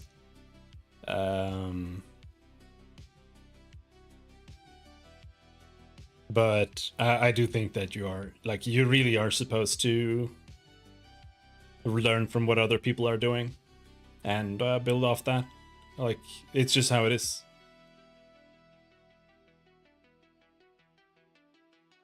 So I try to not worry too much about it. Implementing the custom things yourself will spare your sanity later on. Yeah, yeah. I mean, that's kind of how I always look at it. You, like, if you want to learn how to do something, you just then that's what I always tell people who ask me, like, oh, I want to start doing game dev stuff or whatever.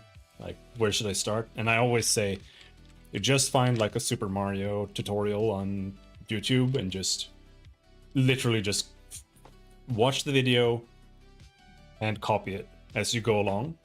And then you have like a Super Mario game with like a controller set up so you can move around, you can walk, you can collide with things.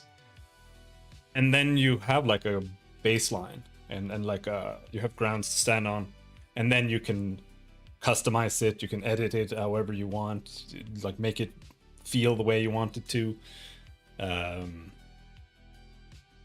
And as you just go on from there, you'll just learn more and more as you keep going, and then eventually you can make custom stuff and be more like inventive how to do it from scratch. So it is what it is. But yeah, so we have a vert list. Where are my cheats?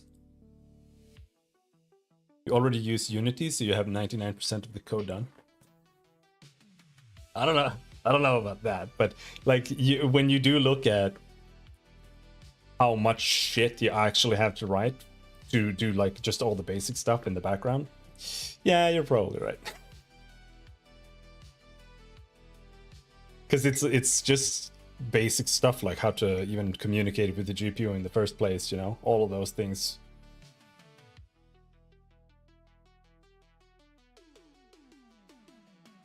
You likely won't fit anything that traces through your SDF voxels and scales the way you like, and extending fixing some shitty code from somewhere else is worse than writing it yourself.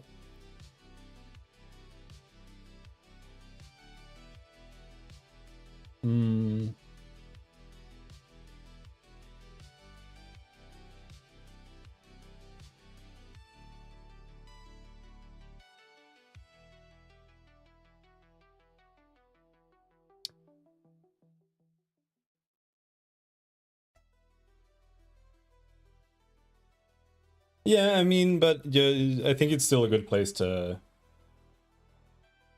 learn. Using Unity GPU API is still simpler than implementing your own wrapper first. Well, yeah, yeah, yeah. Absolutely. Yeah, like at the very minimum, I would use something like Monogame.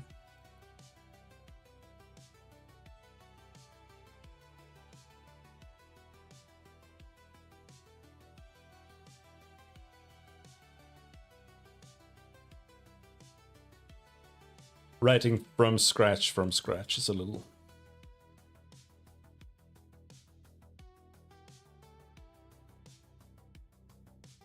much.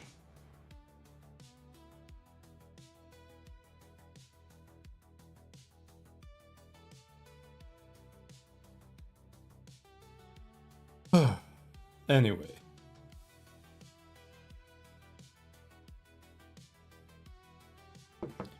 I don't have a QEF.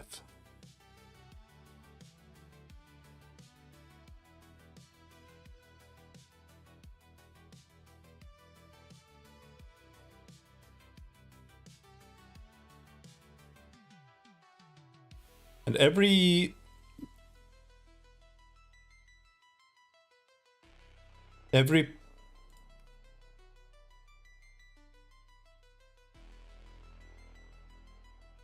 article I've seen so far have said just copy one from somewhere. So I guess that's what we'll do.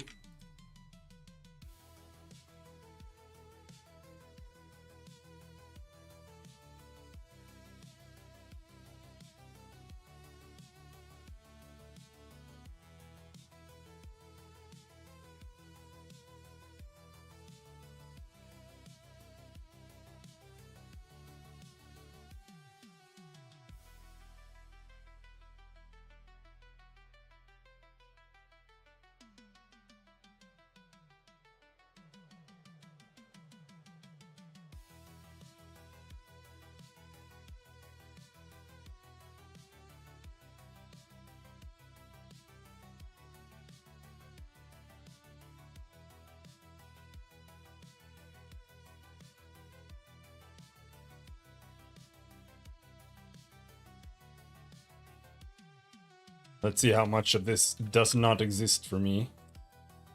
This...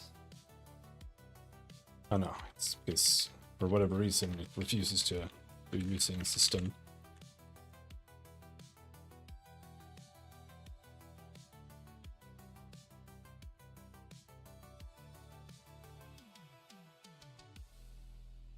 Random.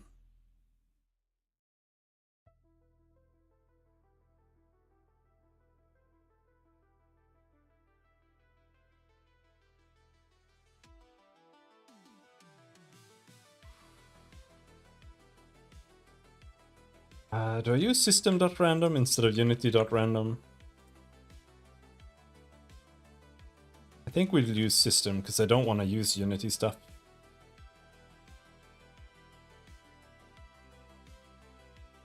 And these are... Yeah, this is just... this is a system normal or something? I don't know. He's using... Oh, I know he's using X and A.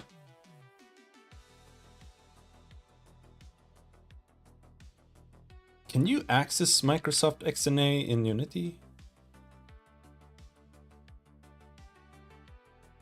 No.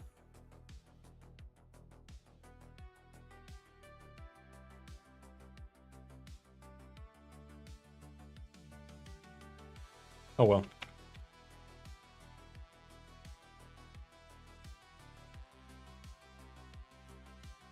Because once I get this project working a little bit more,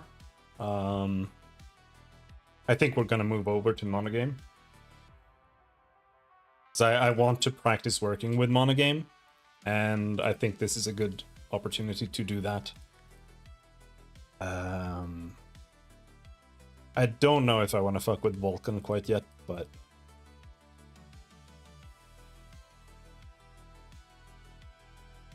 we'll see.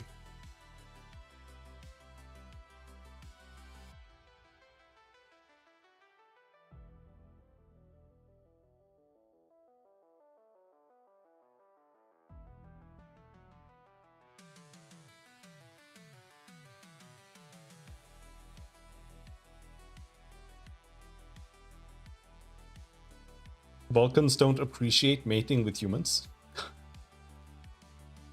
Maybe so. Oh, come on, what's this? Vector3.clamp doesn't exist within Unity's, but there's clamp magnitude lerp unclamped.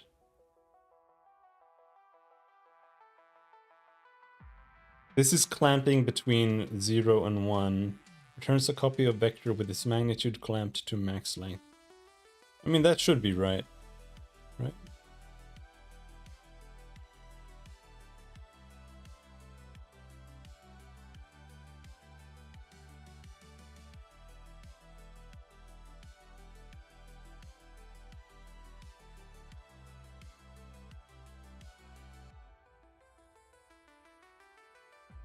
Because I like the idea of working with Vulkan because I don't really appreciate Windows anymore. Wait, what's happening here?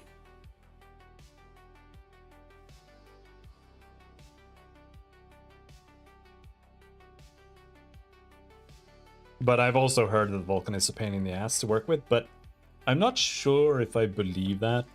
Like, people say that it's difficult to, like, you have to do a bunch of setting it up, but I just feel like if you've already, like, when you've already set it up, is it really that big of a deal after that?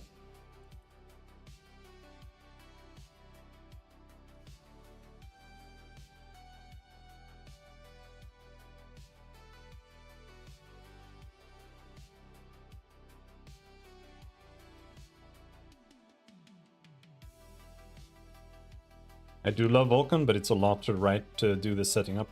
Yeah, I did see some videos regarding that. All right. So we have a QEF.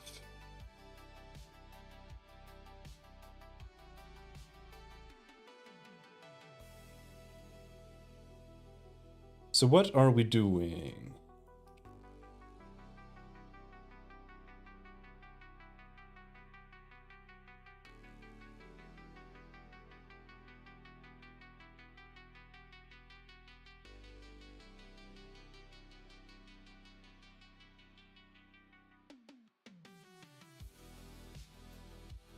We're making a new QEF.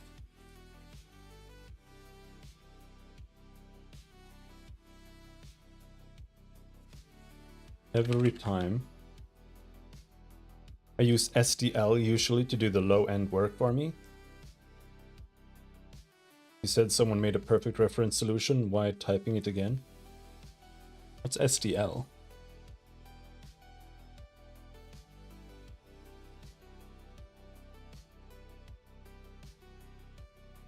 SDL3?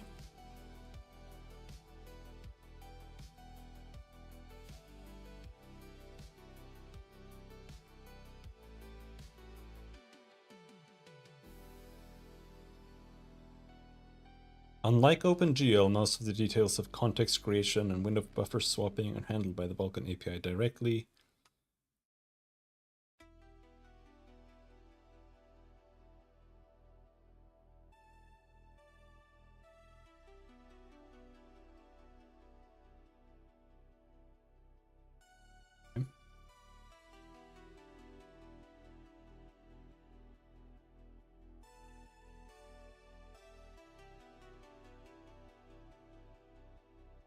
Yeah. Yeah, no, I absolutely think using tools and solutions and whatever is completely understandable and viable and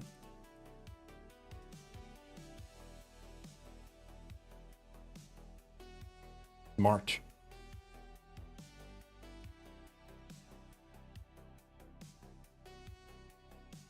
It's to create a window, get input, etc. Okay.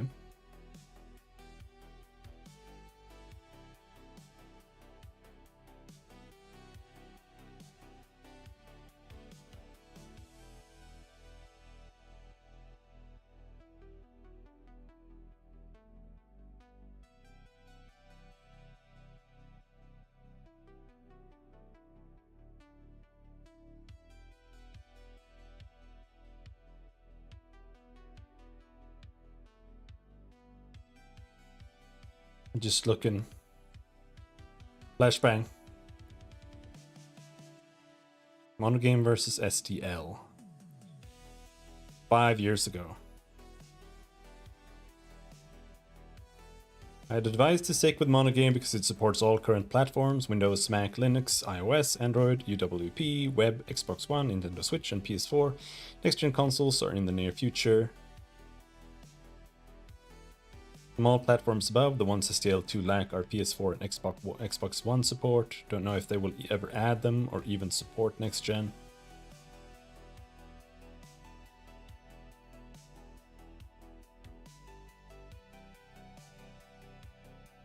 Like, Monogame also has issues. Like, they don't support compute shaders, for example, which is kind of ass. But there are workarounds for that, to add that. There's a guy who's just... Because for the Monogame Foundation, they are focusing on other things like DirectX 12 and Vulkan. And so like they're for adding compute shaders, but they just have other focuses right now. But there's a guy called, I think, Captain Max Monogame. Yeah. There's this one guy who is just maintaining a repo of Monogame that supports compute shaders. So, and it's a little bit like, what if this guy like what if you make your game using this, and like you're not savvy enough to really like maintain this repo yourself, but you're good enough as a programmer to actually make use of it, and then this guy is in a car crash. Like that's what I'm really worried about using this, right? That it's like, what happens if something happens? And that's what's keeping me from switching over to Monogame a little bit.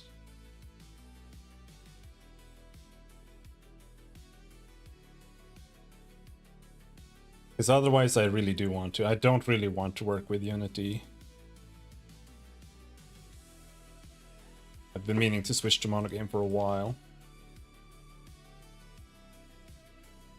But I've been waiting for the compute shaders that are never coming.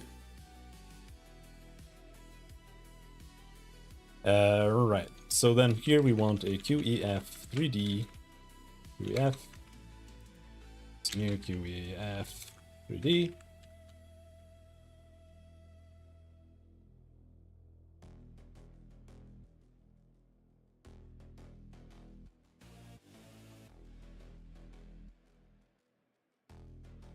But now the question is, what kind of values is the QEF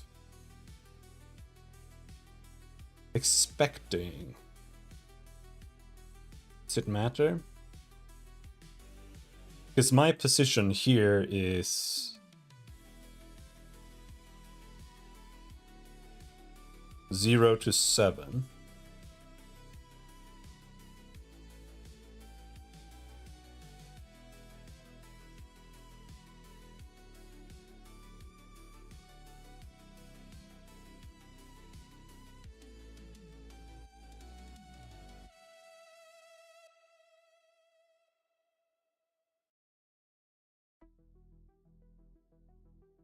Help, I have too many fucking things open. Let's turn that off. Don't need to have Captain Max open.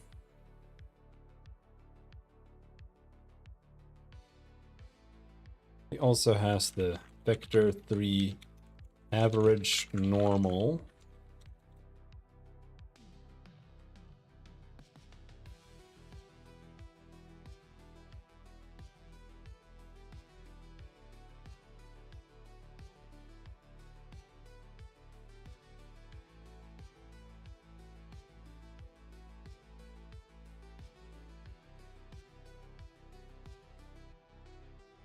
And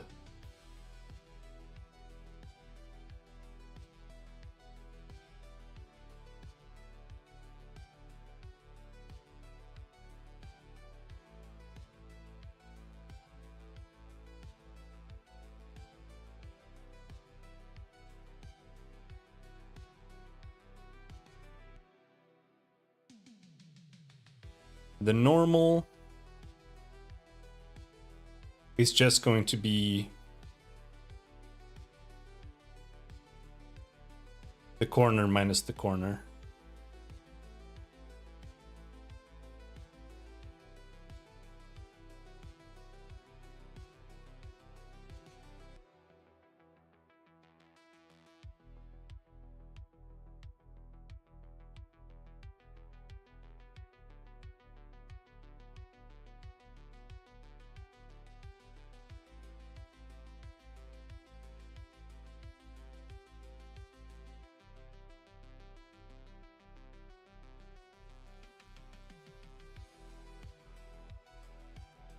But it needs to be in a certain...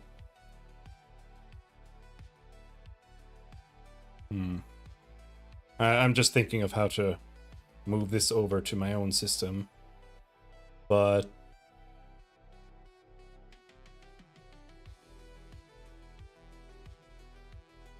I think this would be the normal.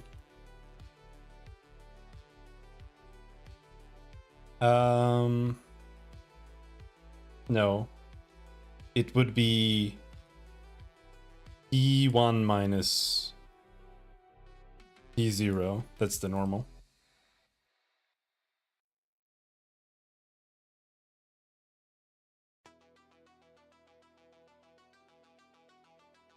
Vector 3 int.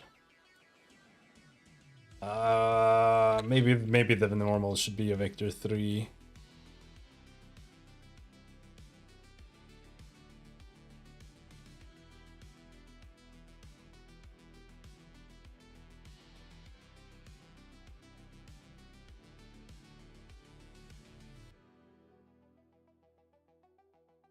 Yeah.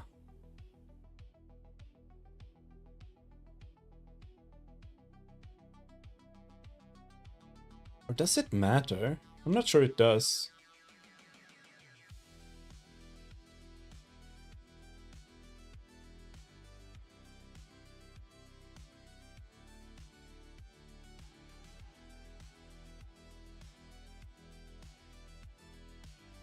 No, it doesn't matter.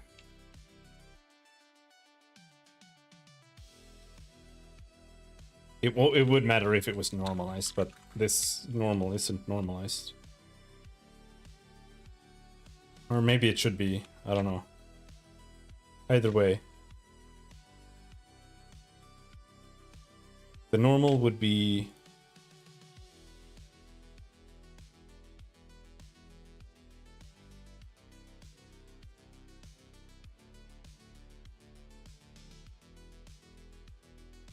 this times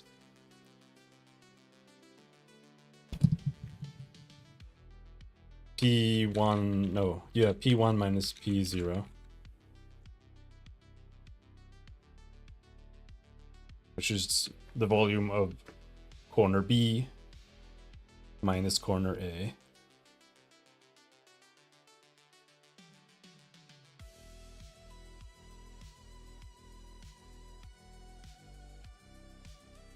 Because the only thing that matters there is the rate of change.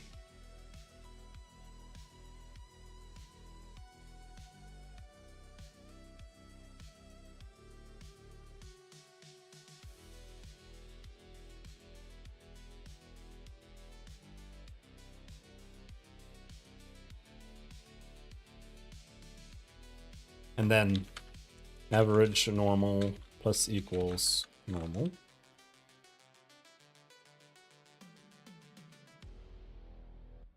Because the volumes are always integers.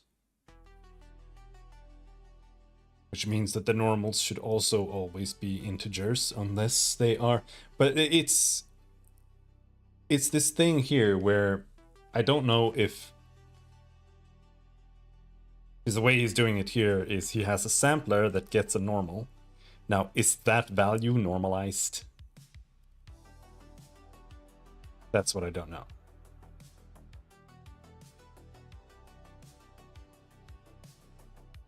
Should it be normalized? Does it even matter if it's normalized? I don't really know how to navigate this very well.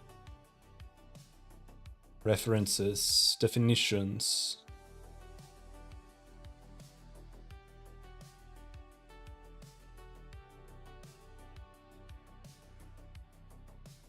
Normalized. It's normalized. All right. In that case, yeah, it needs to be a vector. That's fine. That doesn't matter.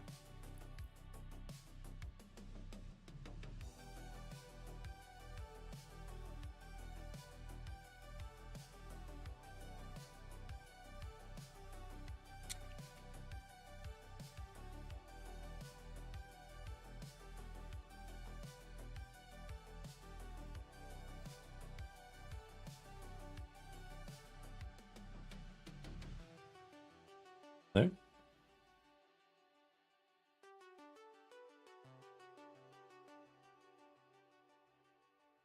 Makes sense that a normal is normalized, right? Makes sense.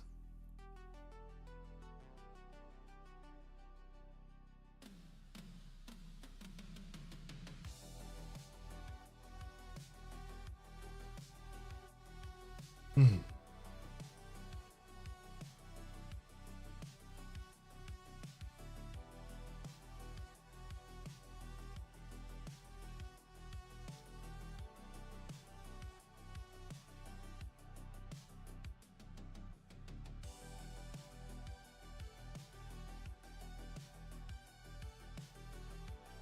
QEF.add intersection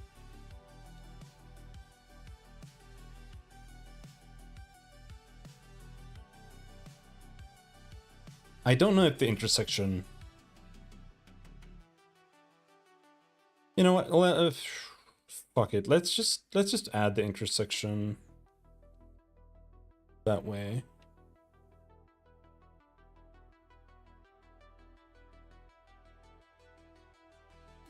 Because I feel like it depends on what kind of values are expected here. If a value between 0 and 7 is gonna work. It might. So the intersection is P. And the normal is normal.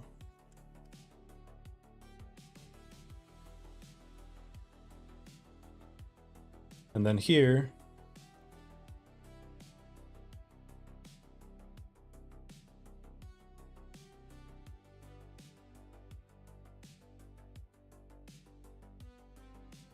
let's change this to intersection.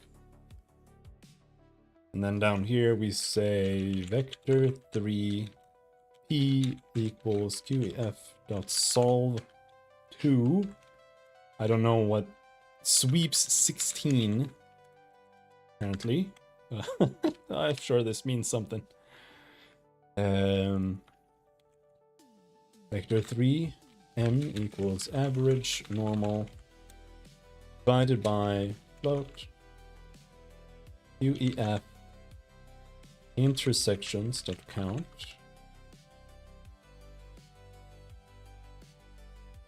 And here there's a bunch of bullshit that I don't know if I need to bother with. Because,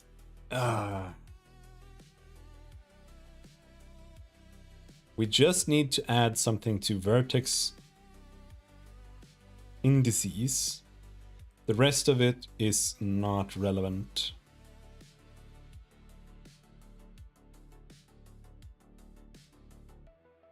Vertex count.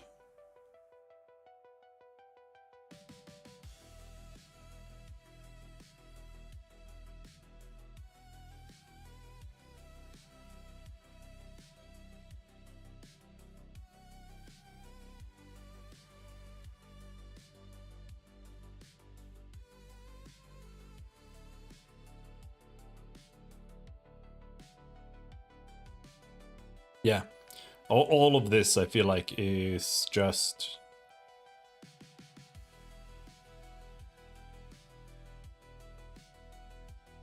what are we doing with P? We're not doing anything with P.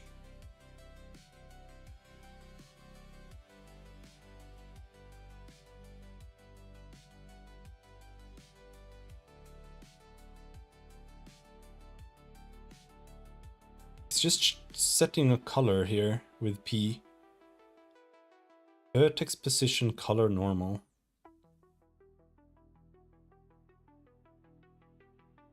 Vertex buffer dot set data.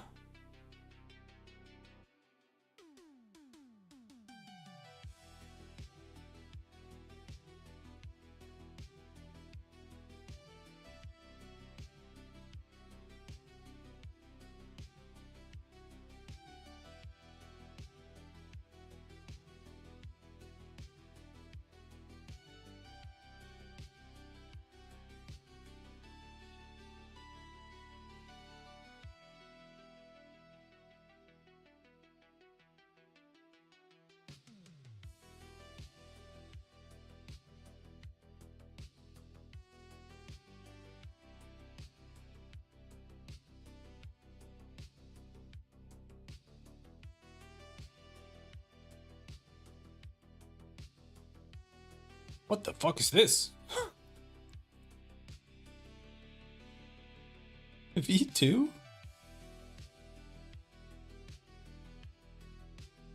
It doesn't exist.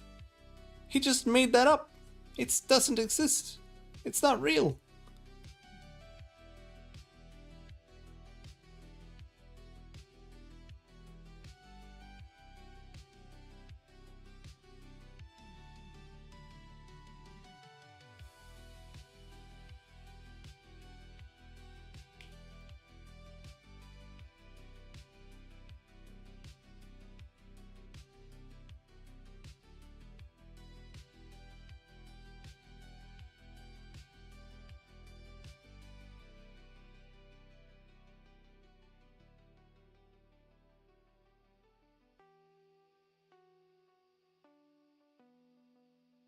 There it is.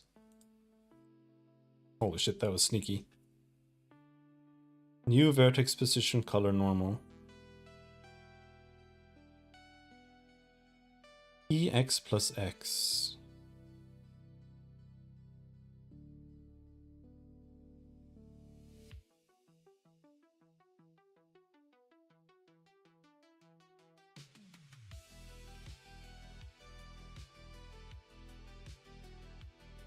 I feel like the CV here is he's creating a color based on position and stuff, which is not really relevant for me. And the V2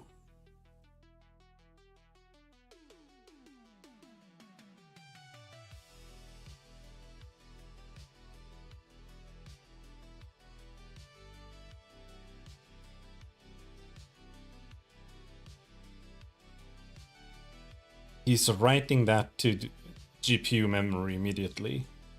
So the V2 is how he is storing the position or the voxel vertex. And then he tosses that into the buffer immediately. So I want to replace this with my vertex solution, for now at least.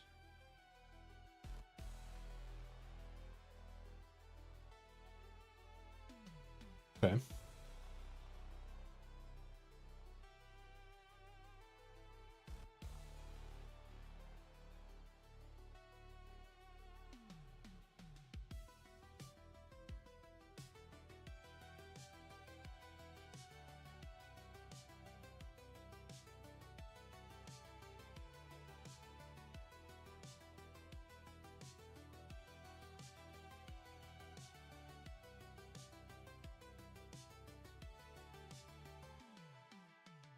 E plus X.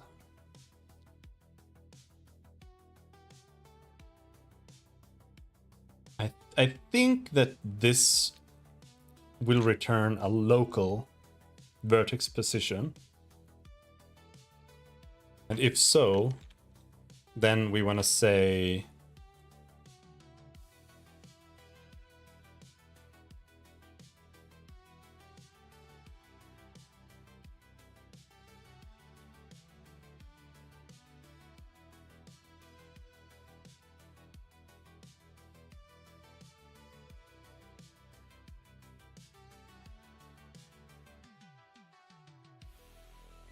I don't actually... No. Here we're already safeguarding ourselves. If we get past this point, we know guaranteed that there is a vertex in this voxel. So this needs to be reworked.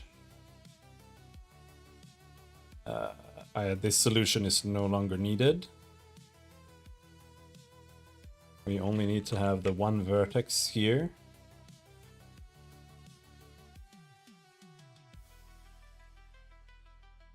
Which should be an integer.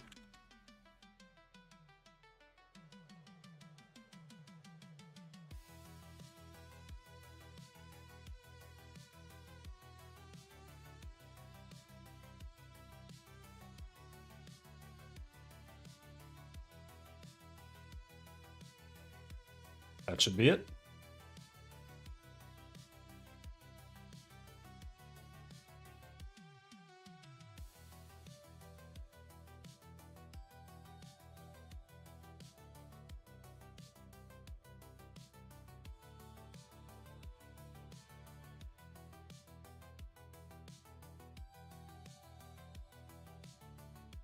This average normal thing, I think we don't need that. I think that's just something he's using for visualization.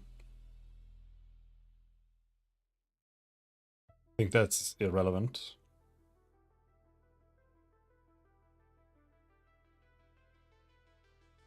Or... yeah.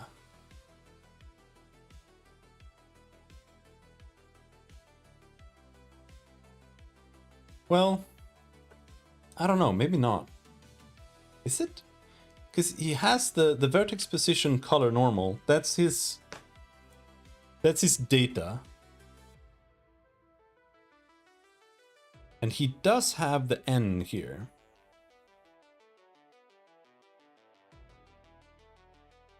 Which is the average normal. But I think this is irrelevant. Because what matters is the position, I think.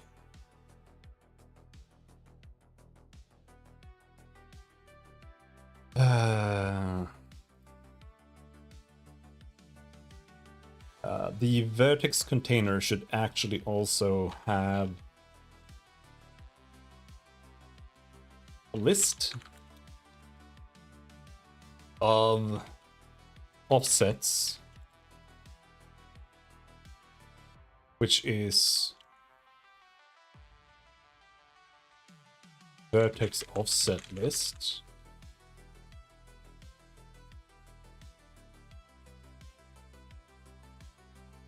And what I mean with that is it's a relative pointer to a nearby, to a neighbor that tells us what it's connected to.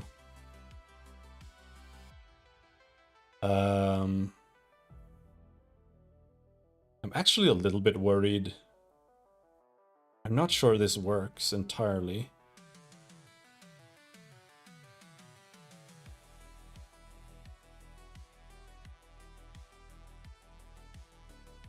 I might have to do some extra tricks here. Because the idea here, right, is that this points to which nearby voxels it is connected to.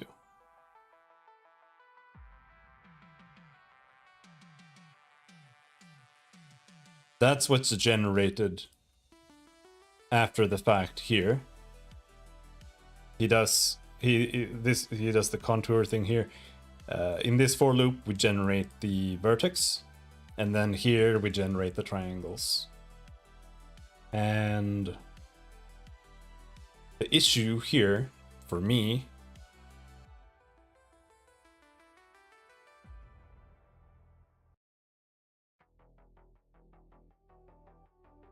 is that this algorithm here will step through each voxel,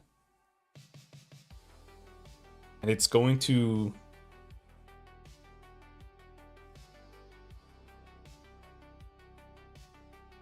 tie them together, but only to the right. It's only going over here, over here, over here, to the right and forward. And that will create a full net. However, the reality is that when I enter this voxel, if those are the only connections that exist,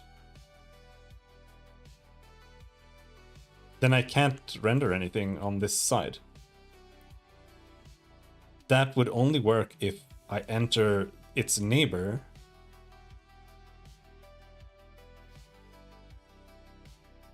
right? And we're then viewing from this direction. Then I would be able to see whatever triangles are connected to this one. But if I view it from the other direction, this voxel it'll just pass by and will go straight through below. So therefore,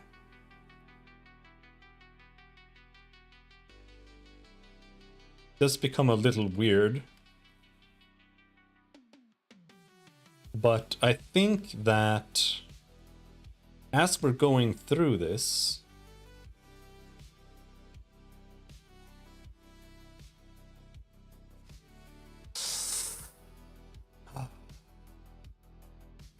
how do you handle this?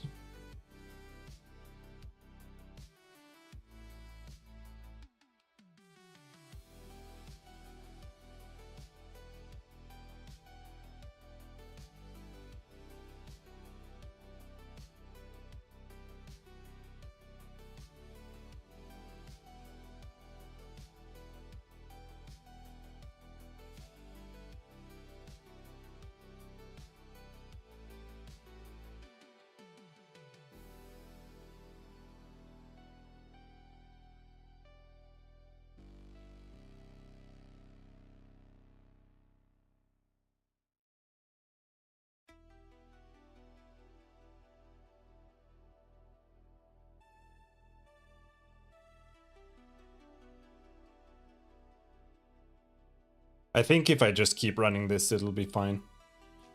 It needs to run until it reaches all the way back to the starting position. But it won't do that.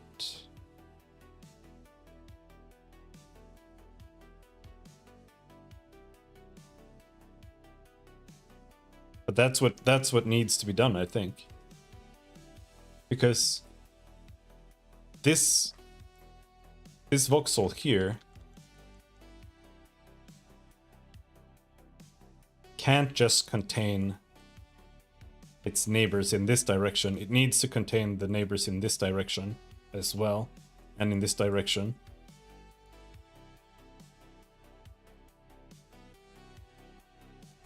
Which means that every voxel will be 4 triangles. 4 triangle checks.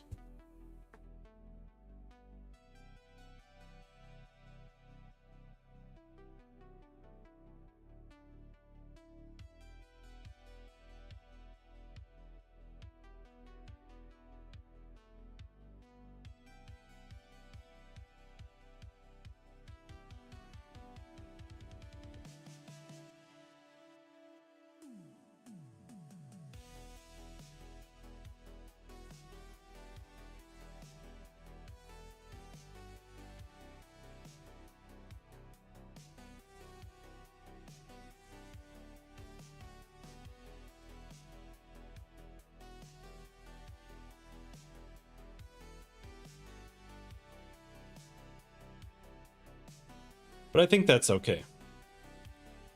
Like, it's not ideal. 2 triangles would be better.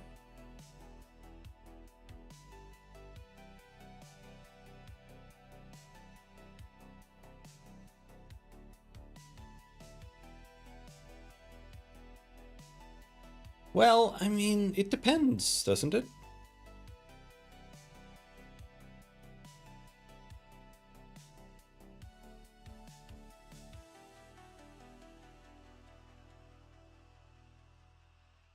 Maybe?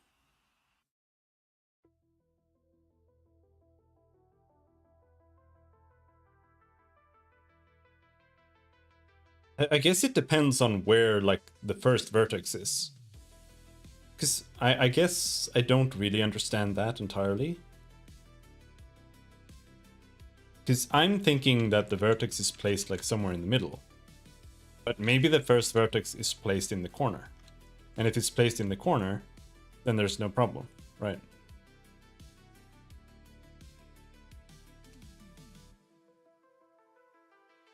But if it's placed in the center and it connects to over there, then it's fucked. And I feel like that's what's happening, because we're connecting to neighbors. And therefore this should be the case, that it's like this. It's just one vertex per cell. Yeah, yeah, I know. But that's what I mean.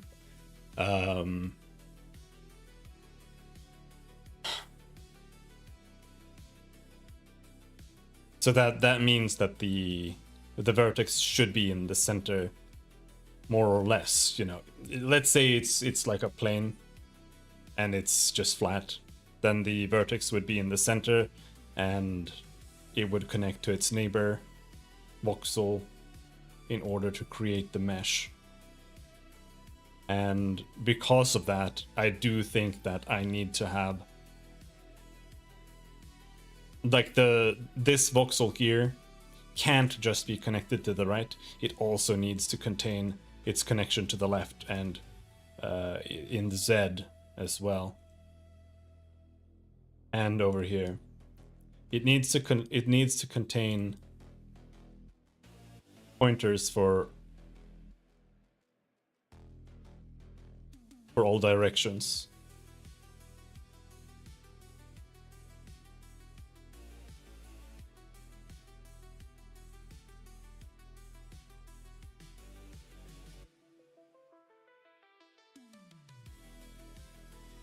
Which means that's 4 triangles. That's 2 vertices per... no?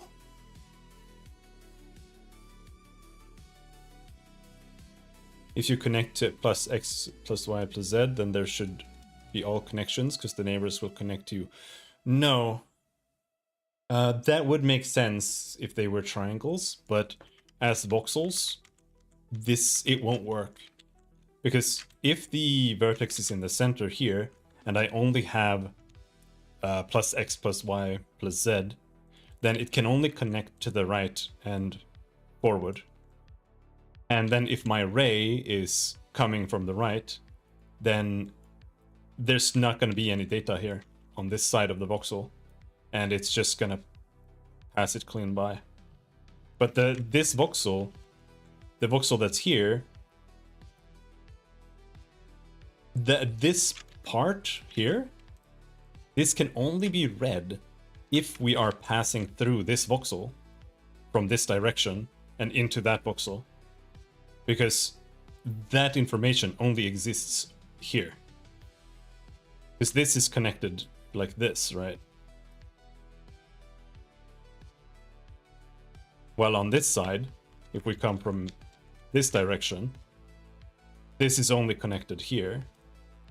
And therefore, like I said, if the ray comes from here and passes by it here, and then it like goes down here, then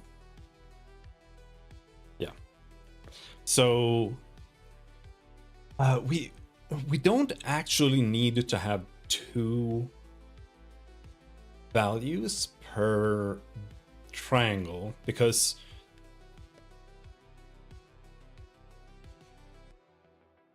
the first triangle will have 2 vertices, and then the other remaining 3 will share vertices with each other. So therefore, I need to have 5 extra vertices, which is 10 bits, I think. No, it's 15. 15.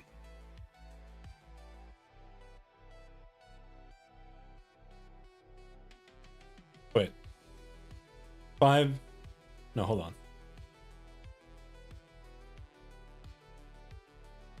5 vertices, they need 6 each. That's 30. Yeah. 30. 36?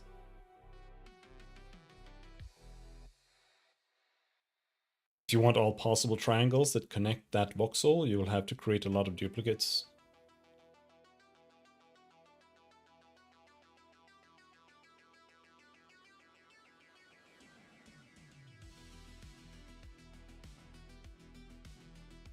Yeah.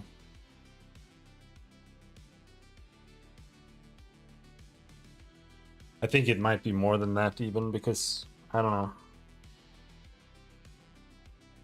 Not sure.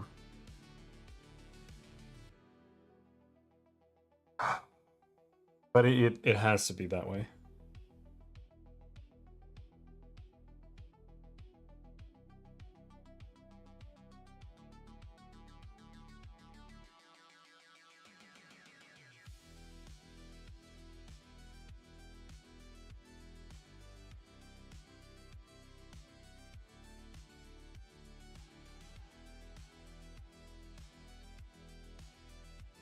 Because the voxel is kind of self-contained, right?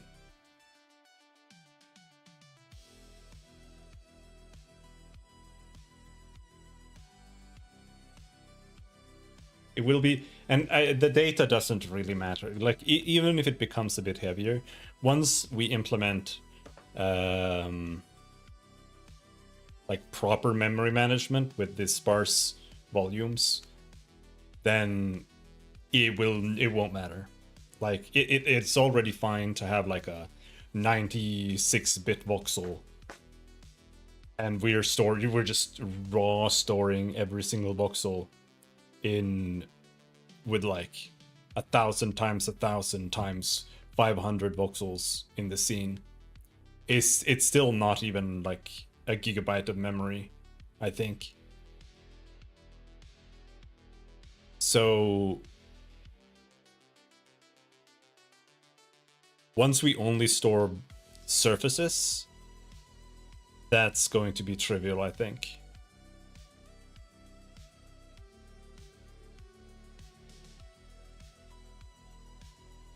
I don't know if it's gonna be surface bricks or surface walls.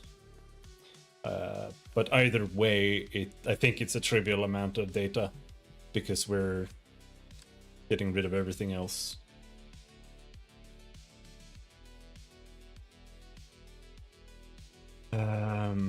But yeah, I'm just thinking.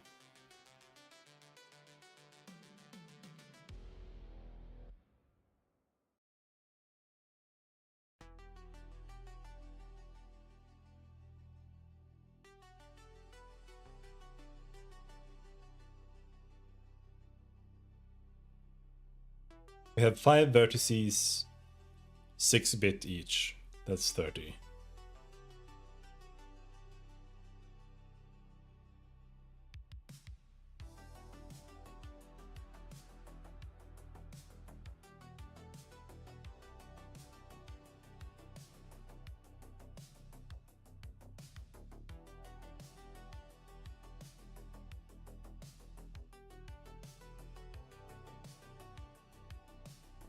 Which is fine. Fine. Just fine.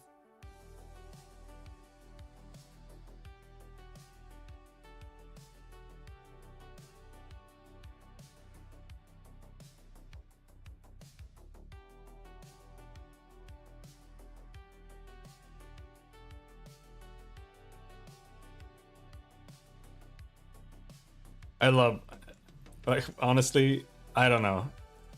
Maybe I'm cooked, but I always find it funny to scroll out or zoom out and check your notes after a session, because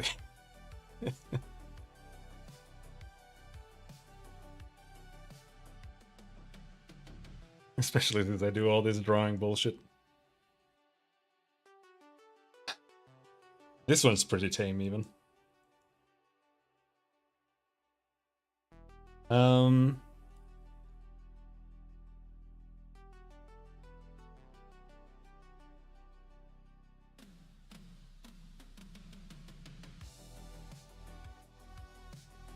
So pro level, you use Aseprite and not MS Paint? Well, I mean,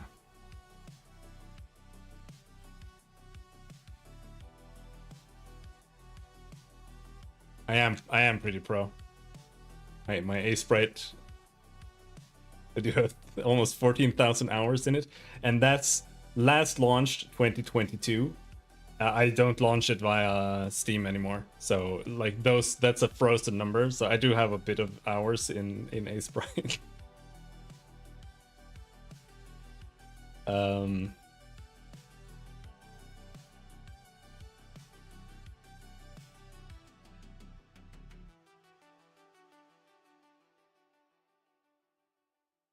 so yeah, I am pro. I'm actually on Legends of Terrestria. I'm actually our animator.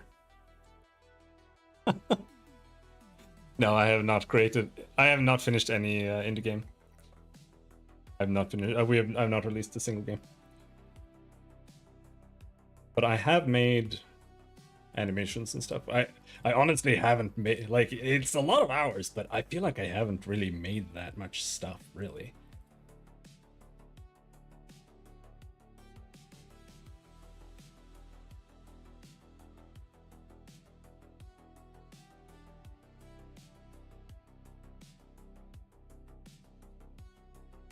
Like, I do have some stuff like this for our current project.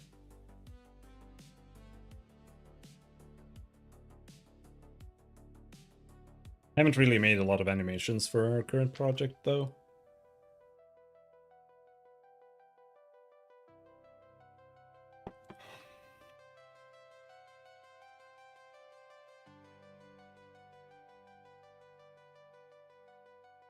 I don't know where I have the old stuff.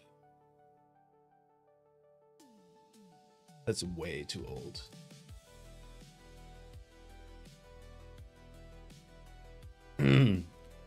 Jesus.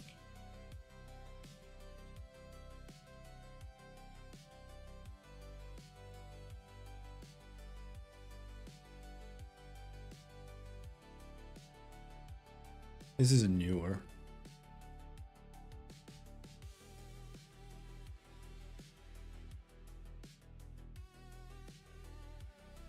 It's not the right.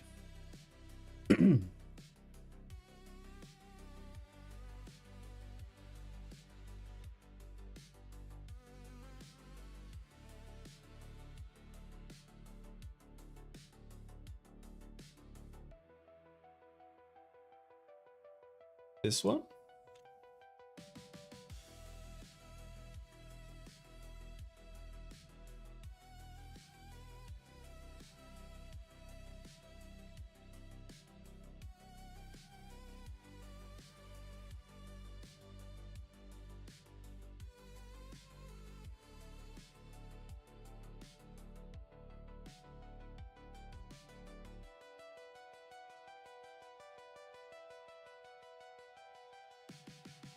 There we go. This was for my first project. I was making a turn-based RPG until Kibbs kidnapped me and forced me to work on his project instead.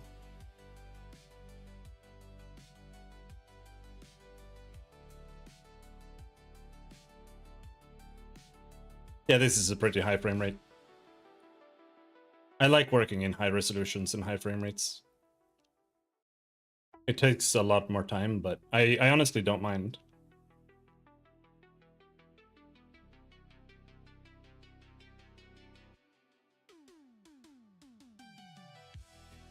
So yeah, like I was brought on as an animator, but now I'm the programmer.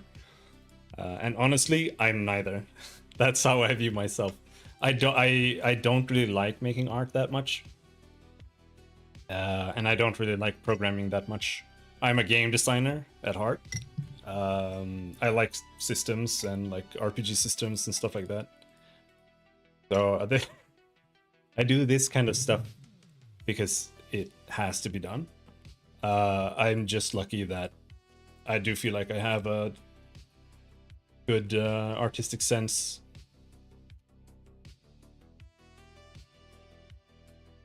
And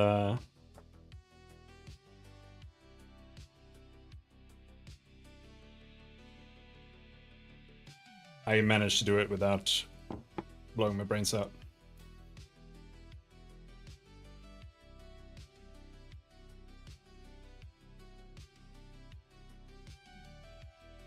My dad was a painter, so it's a little bit in the family too. But if I could choose, I would make somebody else program. I would have somebody else do the art, and I would just help actually design the game. But It's what it is.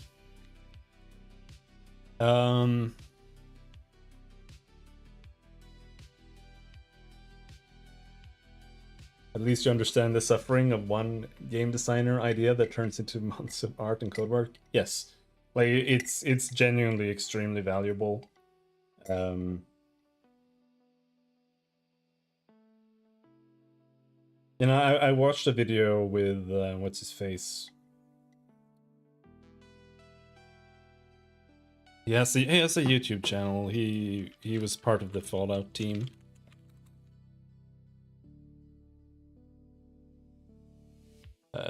Yeah, Tim Kaine. And Tim Kaine made a video where he talked about the types of people to have on your video game development team. And nowadays, video game development is just all about specialists. But having people who can do and understand everything, it's actually like really strong thing to have, because like as a musician, understanding how the video game works and understanding like just having a good understanding of how the music works together with like the programming, or how it works together with like the actual game in practice. Same thing as an artist, being able to understand how how art is like properly implemented and all of these kind of things. It really, I feel, smooths out how like the entire team works together. Because otherwise,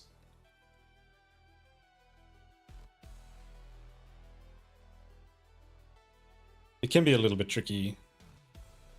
Because sometimes you have people on a team who like barely, like they're like super casual gamers, and they like barely understand how games work. And like that can be a problem in how they approach making things. But for me, I have felt like it's been super valuable to understand every part of the game design and like game development in the project. But that's also partially because I'm basically making the entire thing myself. Like yeah, like we have a musician, and we have people who make like design and art, which helps a lot for me, because designing and like making pixel art and animating is one thing, but also having to do like the designs and stuff like that, it like triples the time it takes to make anything. So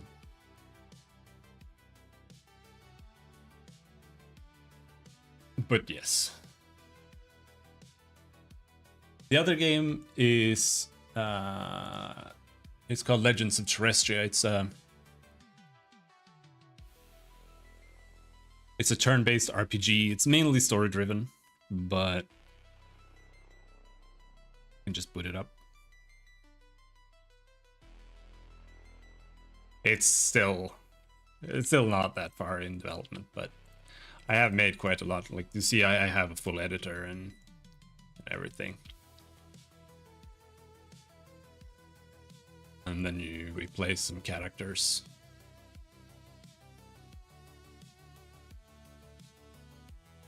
Right, and this is a voxel game as well. Like, I don't think I showed it before, didn't I? I'm not sure. But this morning I implemented this spell here. It doesn't really do anything, but the animations work.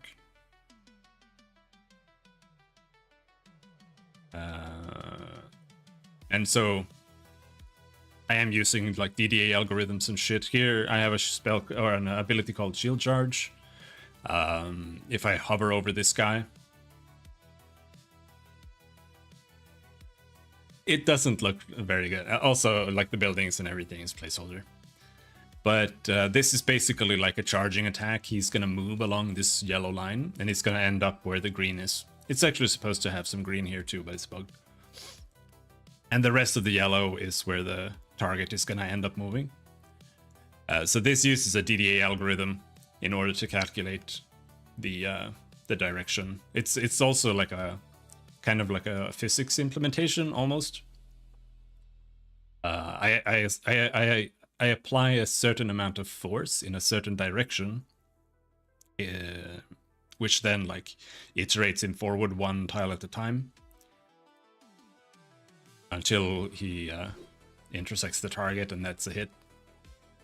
And I do that to be able to push multiple targets, or like pull multiple targets towards a destination without the without it like messing it up. And see there, I put this spell in this morning. It's like puts you in a little bubble. And I also put Lightning Strike in, but it's yeah, all of it is placeholder pretty much. I'm still working on the systems mainly. I'm right now implementing abilities so that I can find what I need, right?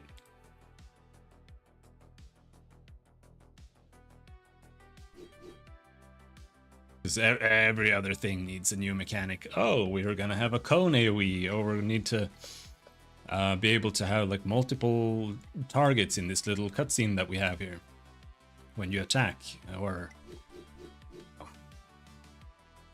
there's always something new that the system needs.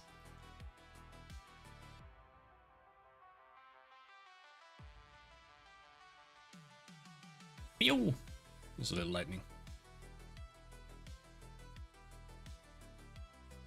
But yeah, that's what I'm working on.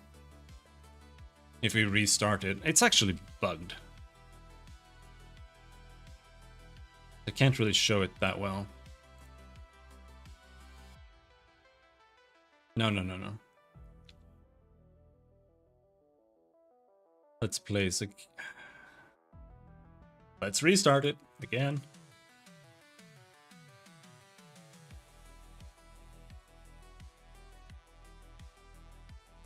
And then we place the character there. And for some reason, it counts as if she's standing in these buildings, which when she's not. But that's the idea, right? Like you go into the building, and then it shows you the insides. And same thing if you go back here, it hides the outside of the building, and you go inside the building there.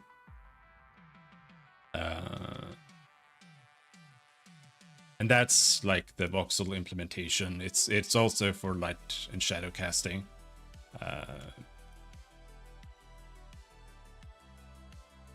Like right now, like she can cast shadows on the walls and stuff, which is kind of nice.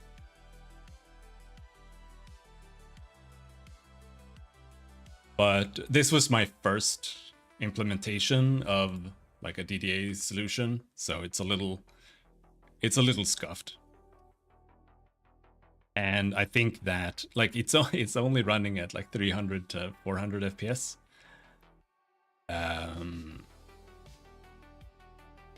And I think that there are some optimizations that I could do. Because the way the system works is it's like right now I think it's like 5 nested for loops or something, which is not ideal for the CPU or for the GPU.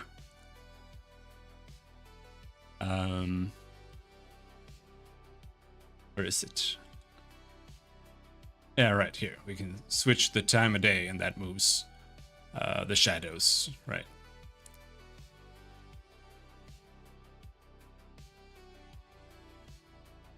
And then I also have light sources, but right now, for whatever reason, the torch isn't implemented, so I can't actually spawn a light source, but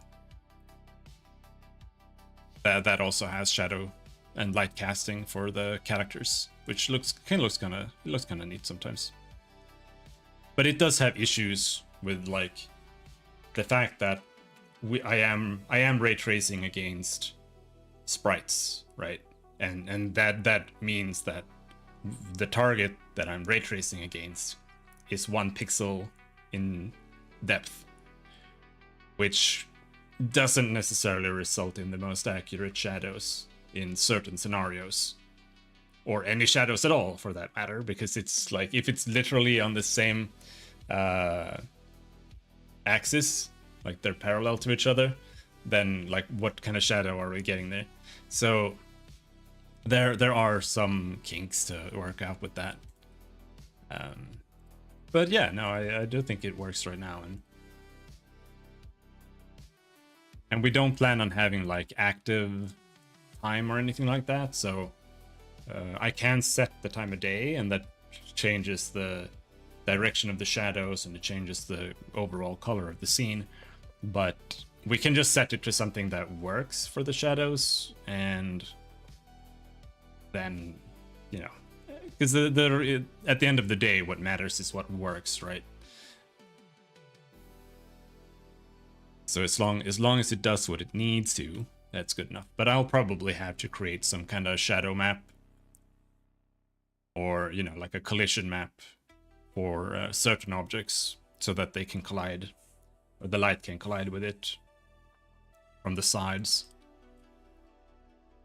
But I'll deal with that when I get to it. Worst case scenario,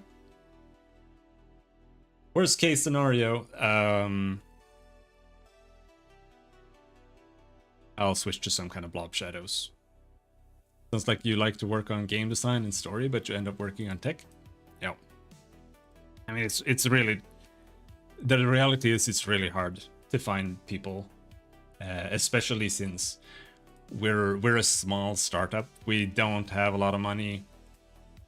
You know, how are we gonna hire a programmer? Like, the reality is that we really can't do that. Programmers are expensive as hell. So, you know, I'm doing it because I can, and because I believe in our project and what we're doing. So we're funding it via YouTube streaming. My boss Kibbs has a channel called The Bickering Bunch, where he just streams video games and does various other things, and that's how we fund our project.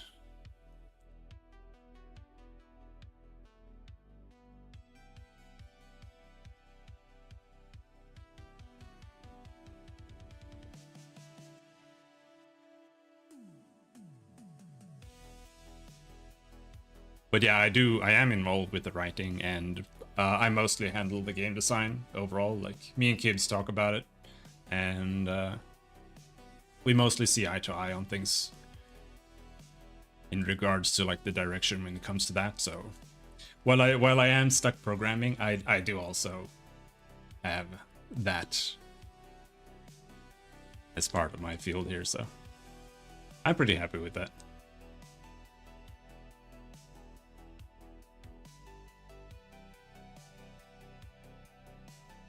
Oh, holy shit! I am getting a little tired, gotta say.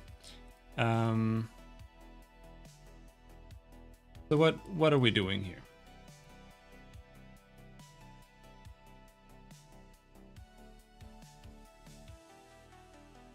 QEF.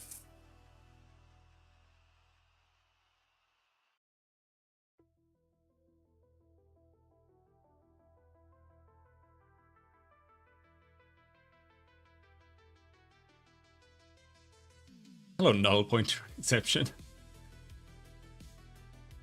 Yeah, no problem, dude. Glad you enjoy it. I meant you do pretty advanced tech stuff, which most RPGs wouldn't even consider, which might distract you from progressing on the other parts. That's true. That is true. We are aiming kind of high, especially for a small team, but we'll see. The goals right now, I'm gonna finish up a combat prototype, so that we have something to really look at and, you know, digest and think about the actual systems. And I'm getting closer to that, because I've had to program so many systems in the background, like ridiculous amounts of stuff.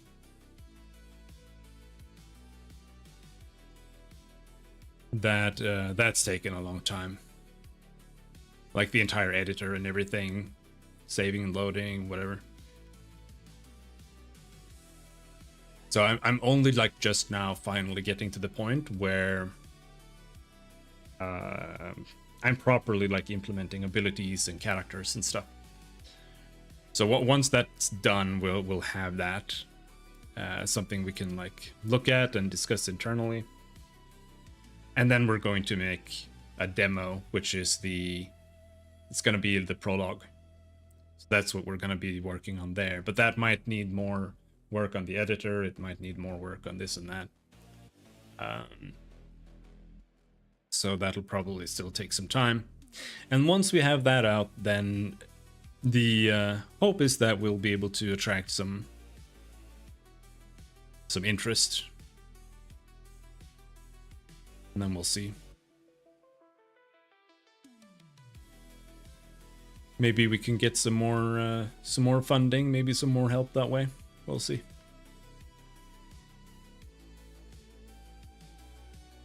But it's a bit of a slow burn. We also have other projects, so it's not just this. We're also working on a tabletop war game called Terrestrial War.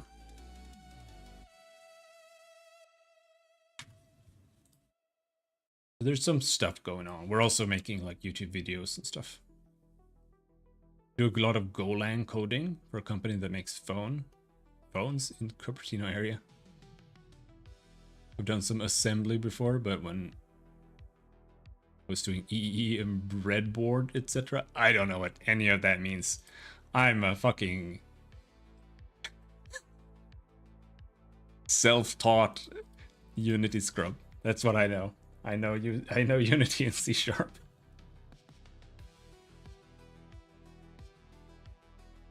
Otherwise, I don't know much about programming, to be honest. Electrical engineering? Fair enough. Fair enough. Is the average normal here relevant at all?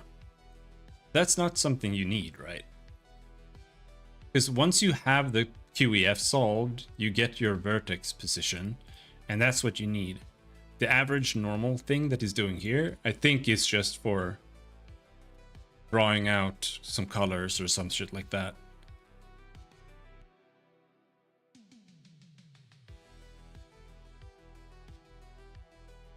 I don't know. I don't know what that is. It doesn't seem relevant. It shouldn't be relevant.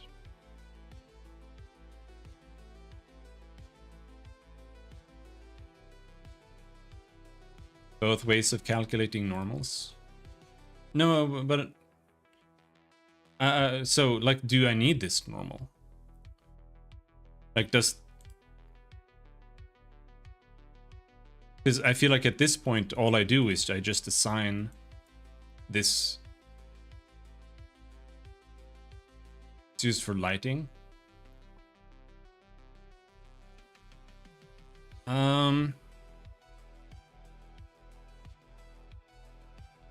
Maybe. I mean, okay. Well, in that case, maybe it's something to keep in mind. Because I just feel like the lighting, when you have the triangle, you can calculate the normal of the triangle. If you're fine with face normals for lighting, you won't need it. Right. Yeah, I guess I don't. I guess I just don't know the method, the lighting method you would use for a vertex normal. That's vertex lighting. I've heard this term before.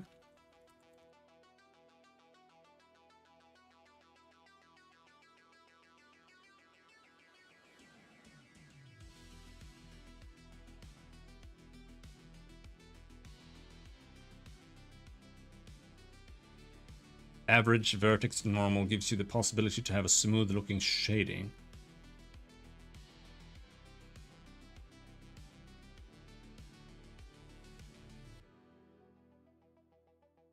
What does that have a name? Like, is that something I can Google using some term? Vertex shading. Vertex lighting.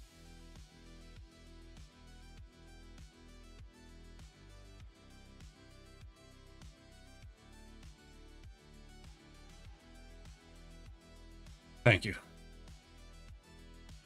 Vertex normals.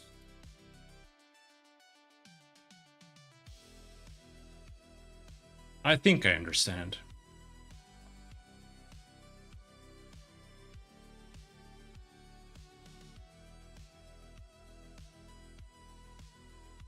Yeah.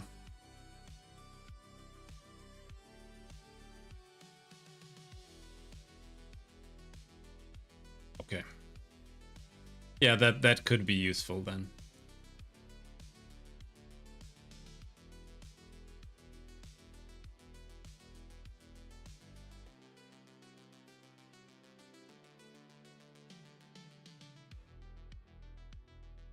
Do you have the C# language server installed for your IDE?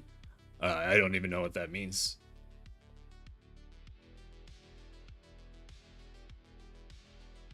I'm just using Visual Studio.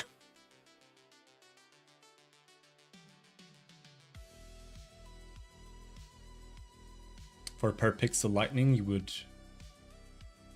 would interpolate the normal of the 3 vertices with your hit point and retrieve the normal on that place. Then to lighting with that, getting per pixel shading. Yeah.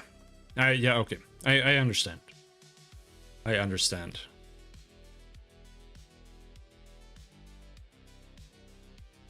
I use JetBrains. Yeah, I don't... I see people mention that they have JetBrains all the time, but... for me, that's just way too expensive. I've never tried it. I'm just using whatever Visual Studio community comes with baseline, and honestly, I would never really felt like I needed more than that. I feel like it's quite strong the way it is.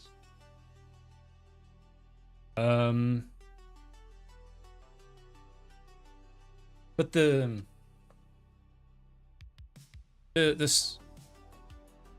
surface normal, that would be a vector 3.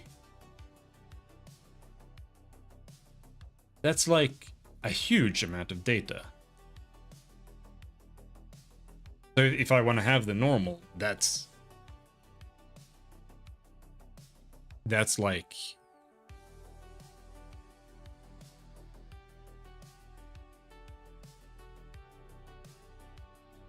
I mean, it depends, right, how I do it, because the normal could be any resolution. Like it could be a 16-bit float. It's free with Visual Studio.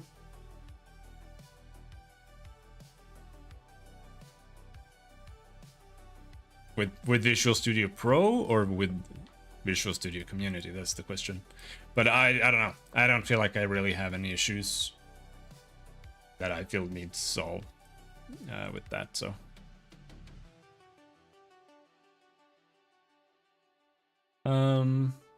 But, well, I guess it doesn't matter, because memory is something that I keep thinking about all the time, but at the same time, I also know that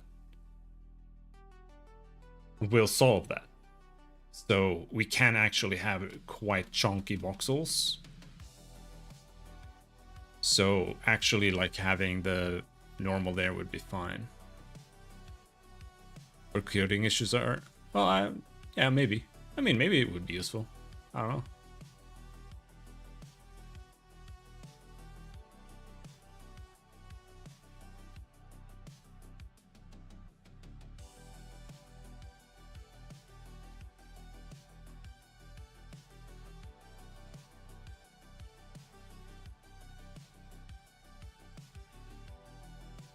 I mean, it's just... I just don't know anything about it. I don't know what it does. I don't know what it solves, really. Like maybe it helps me with like optimizations and stuff like that. I just don't know. It just hasn't been really relevant yet because I'm mostly just solving like systems, right? Like I'm just building the cornerstones, and optimizing that, I guess, comes a bit later, mostly.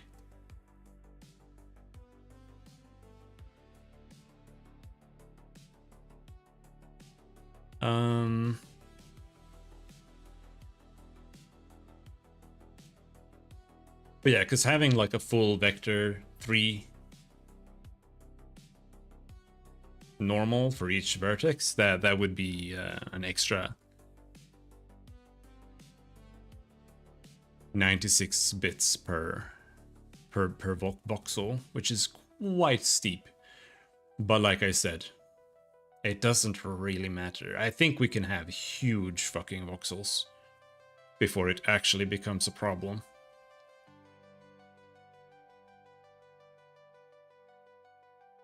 Kind of. Because there is also, like, in theory, it would be fine to have massive voxels data-wise, because we can. I think it would be fine. I'm just thinking, because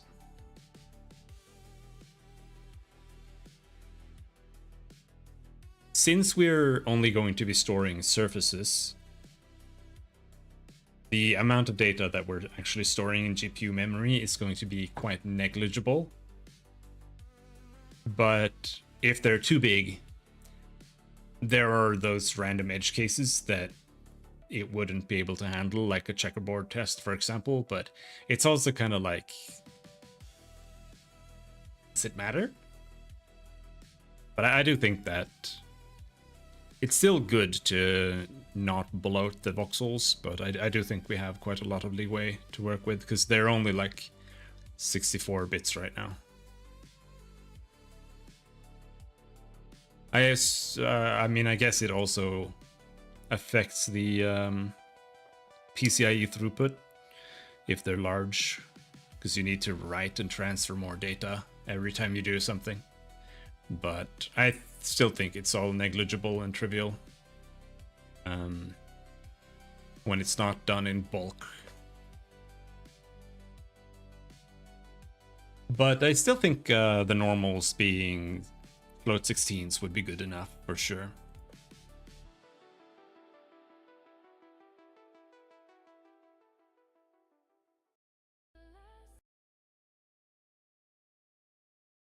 I think they could even be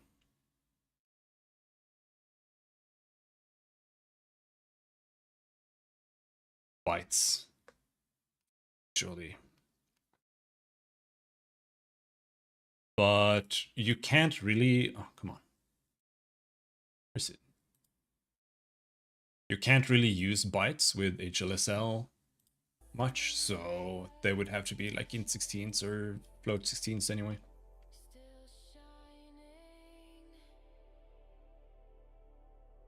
Yeah, you're right. I know you're right. I still overthink it. It's honestly a recurring issue that I have. I do overthink stuff like that too early.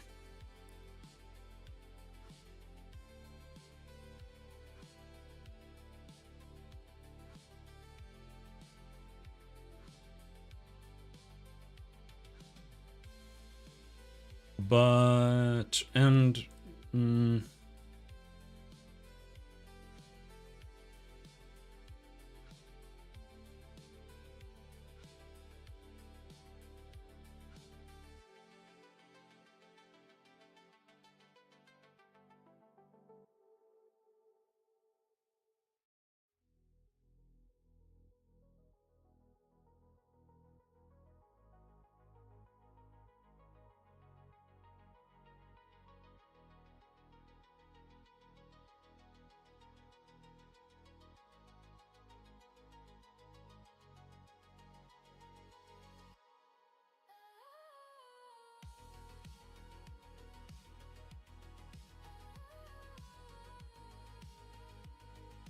I prefer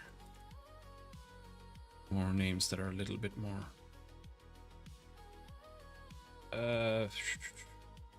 Sure, fine, whatever. So much for that.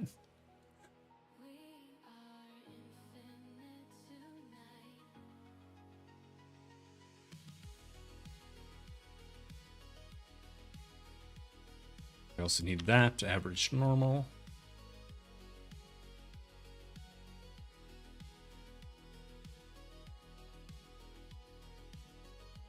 And this should be a vector 3 int. We're just going to vector 3 int lore to int.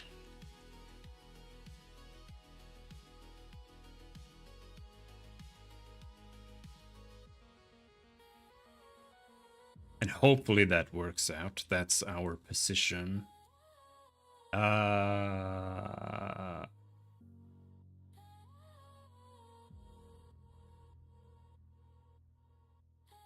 Well, yes.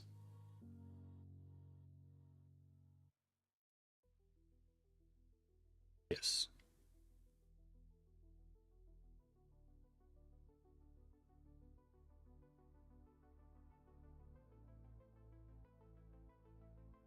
It really depends on what this returns. So we'll have to check that.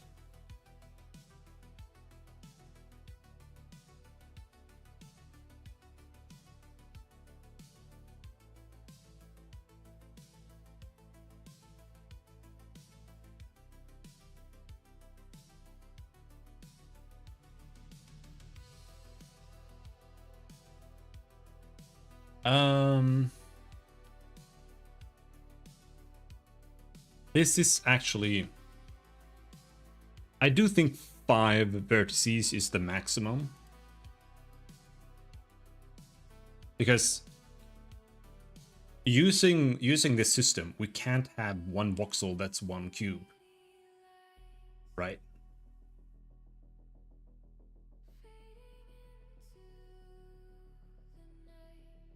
That would, I don't really know. Like if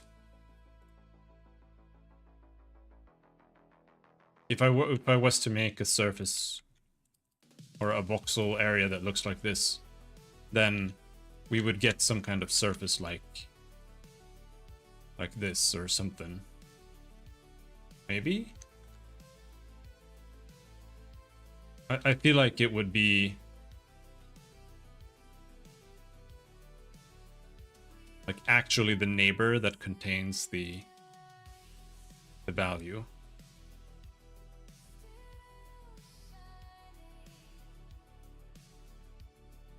Maybe. Like, I'm not sure.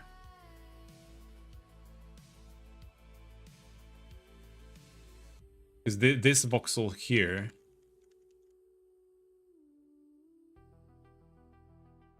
it should math pretty close, the red shape.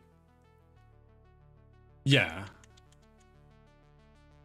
But I think it would calculate the intersection points of the surfaces.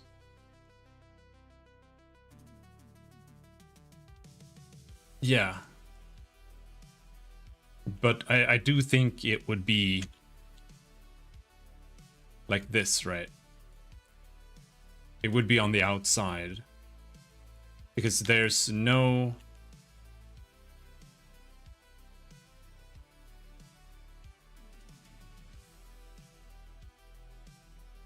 Because otherwise this internally would need to have multiple vertices, and I don't think that's how it would be. Yeah. Yeah, I mean, yeah, that's fine. That's fine.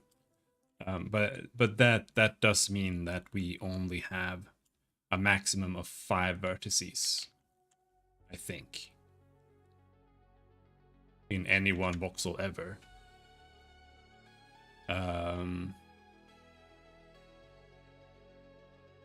That's fine.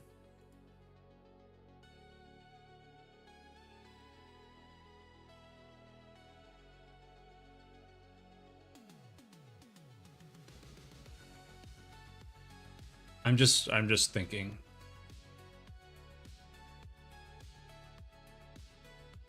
Because right now, that's...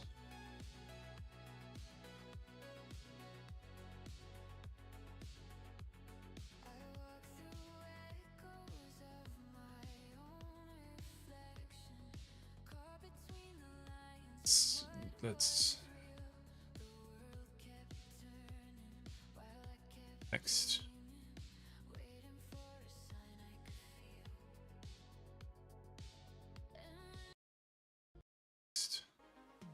Where's the next button?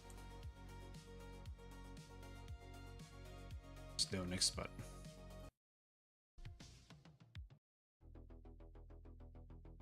Oh. That's one of the beauties of dual contouring. You have one vertex per cell and a limited count of triangles, unlike marching cubes. Yeah, and you have corners.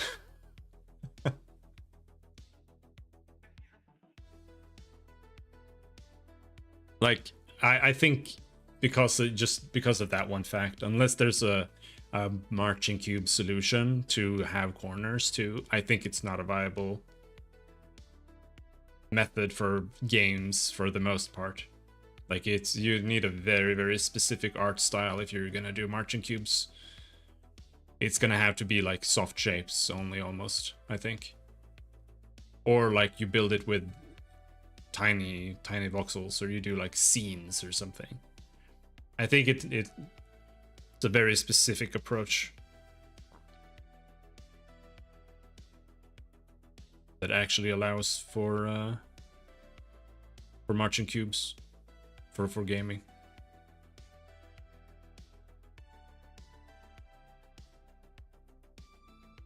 But yeah, I was just thinking what data I need here, because we need... Yeah, no, I was wrong before, because I said that I needed the indices of 5, but we actually only need the indices of 4 vertices, because one of them is the voxel we're in. So that's 4 times 6.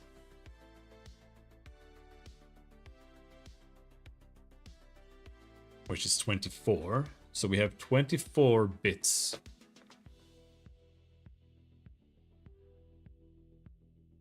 Where the neighboring voxels.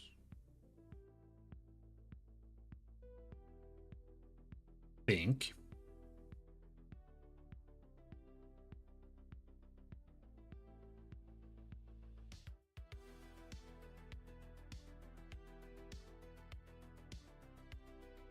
And that's trivial. All right. Oh, we only need one then. It does need a count, which we can bake into that.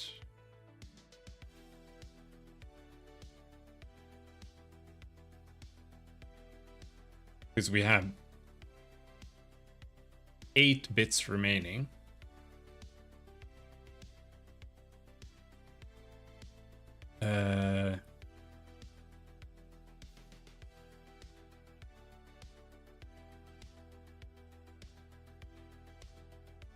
Vert data.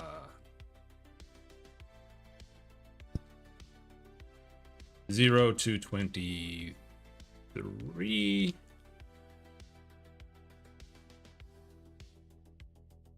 equals vertex pointers. Well, it's 1 to 24, right? I think. No. I mean,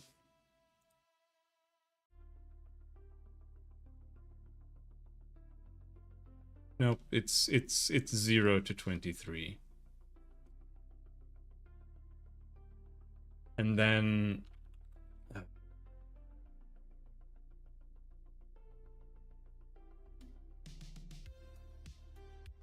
think we need 3. 24, 25, 26, 24 to 26 equals vert count.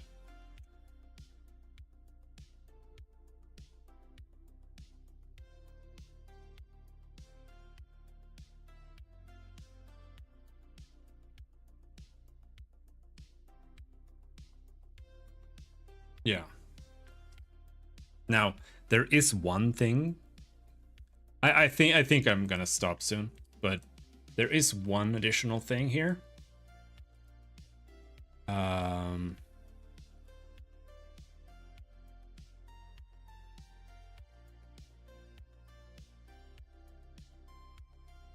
And that is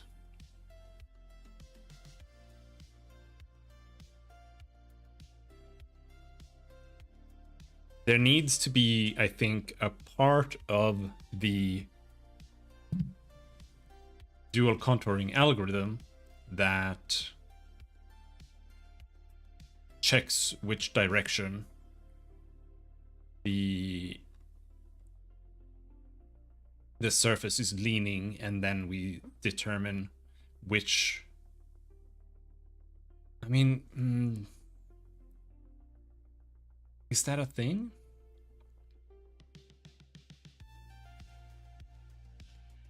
Maybe we do that on the fly on the GPU,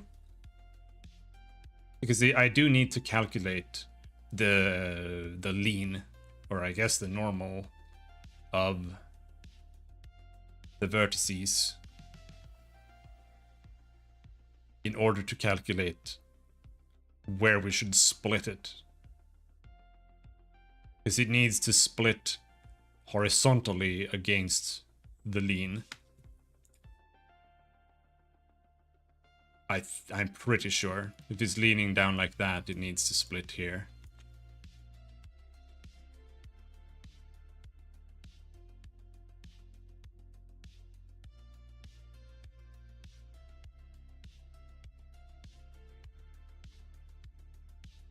And if it's leaning down this way, it's a split here.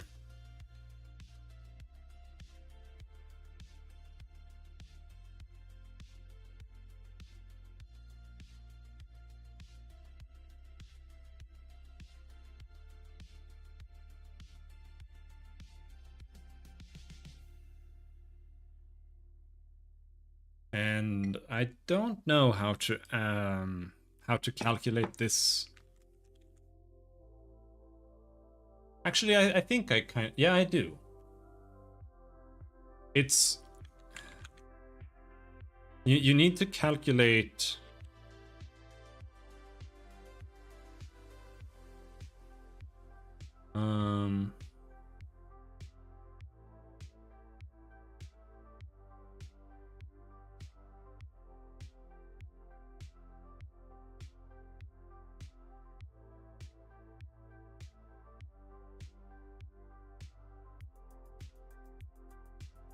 I'm not sure if it's accurate, but I think if you calculate the normal of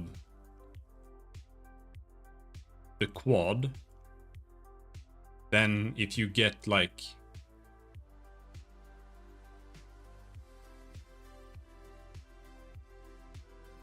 it's like x and z is like x is positive, z is negative, then it's one direction, and if it's z is positive and x is negative, then it's the other direction.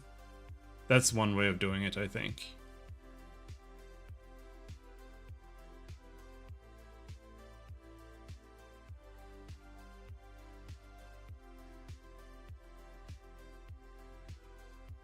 But now we're doing a bunch of calculations, which I'm not a huge fan of. The algorithm should auto-magically create faces with the right orientation, I think. Does it? I don't think so.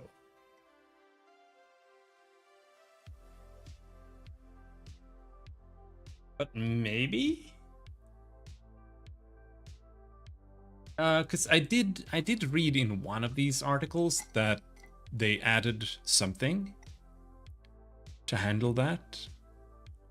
And I don't know if the John Lynn one actually does that.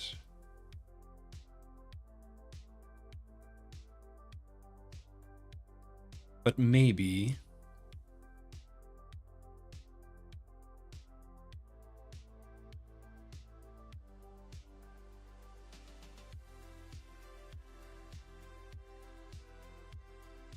And I don't know which one that was.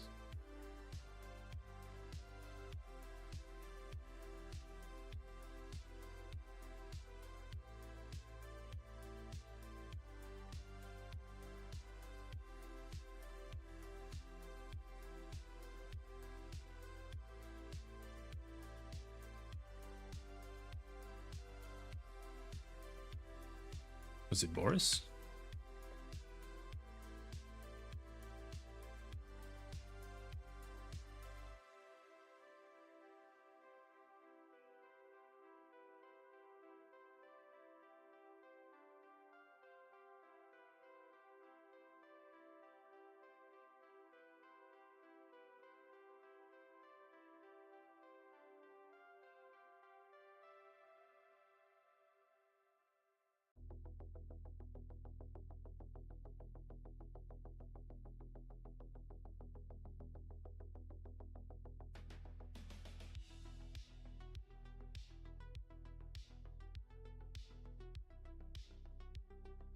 But yeah, maybe.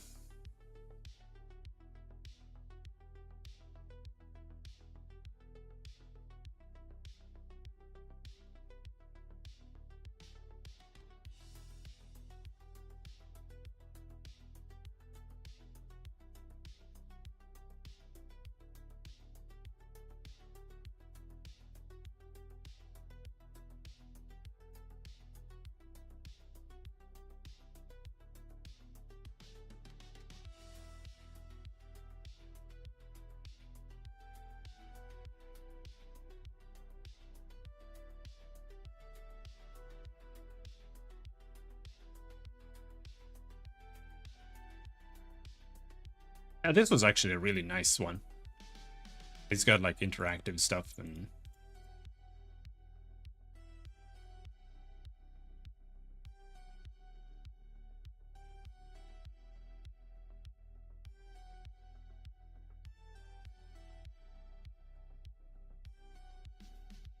you can even draw. This is not I think that's maybe marching cubes there. And dual contouring is down here.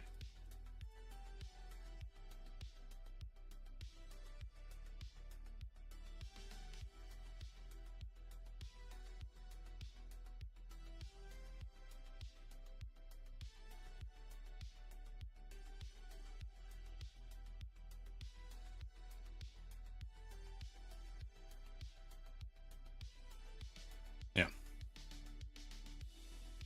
Oh.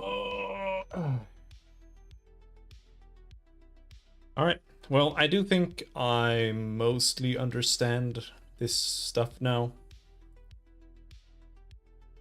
But it's probably time to stop for today. We'll continue tomorrow, hopefully.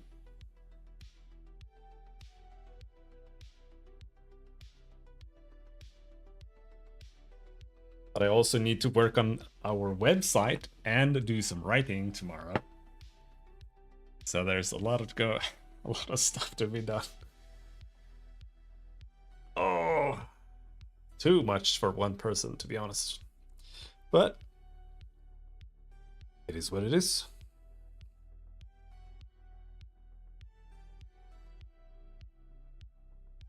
Let's not forget to work on the abs. The abs do need some work. That is for sure.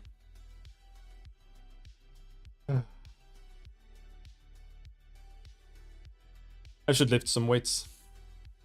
Maybe I'll do that now. You're right. You're right. You gotta do it.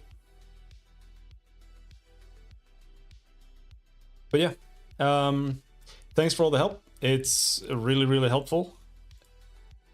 It has helped me along quite a bit. And maybe tomorrow we might get to the point where we can actually try to render something. At least a small map, but then we do need to program this allocator as well for the bricks and figure out how to do all of that to manage the the GPU memory, but for now we can just hammer in all the data raw, as long as we don't overdo it. Just keep the levels small, it's fine. I think the allocator is going to be kind of simple. I thought it was kind of difficult, but it seems kind of simple, actually, once you understand it. Assuming that ChatGPT was correct, that is. Anyway, until next time, thanks for hanging. Have a good night. Bye-bye.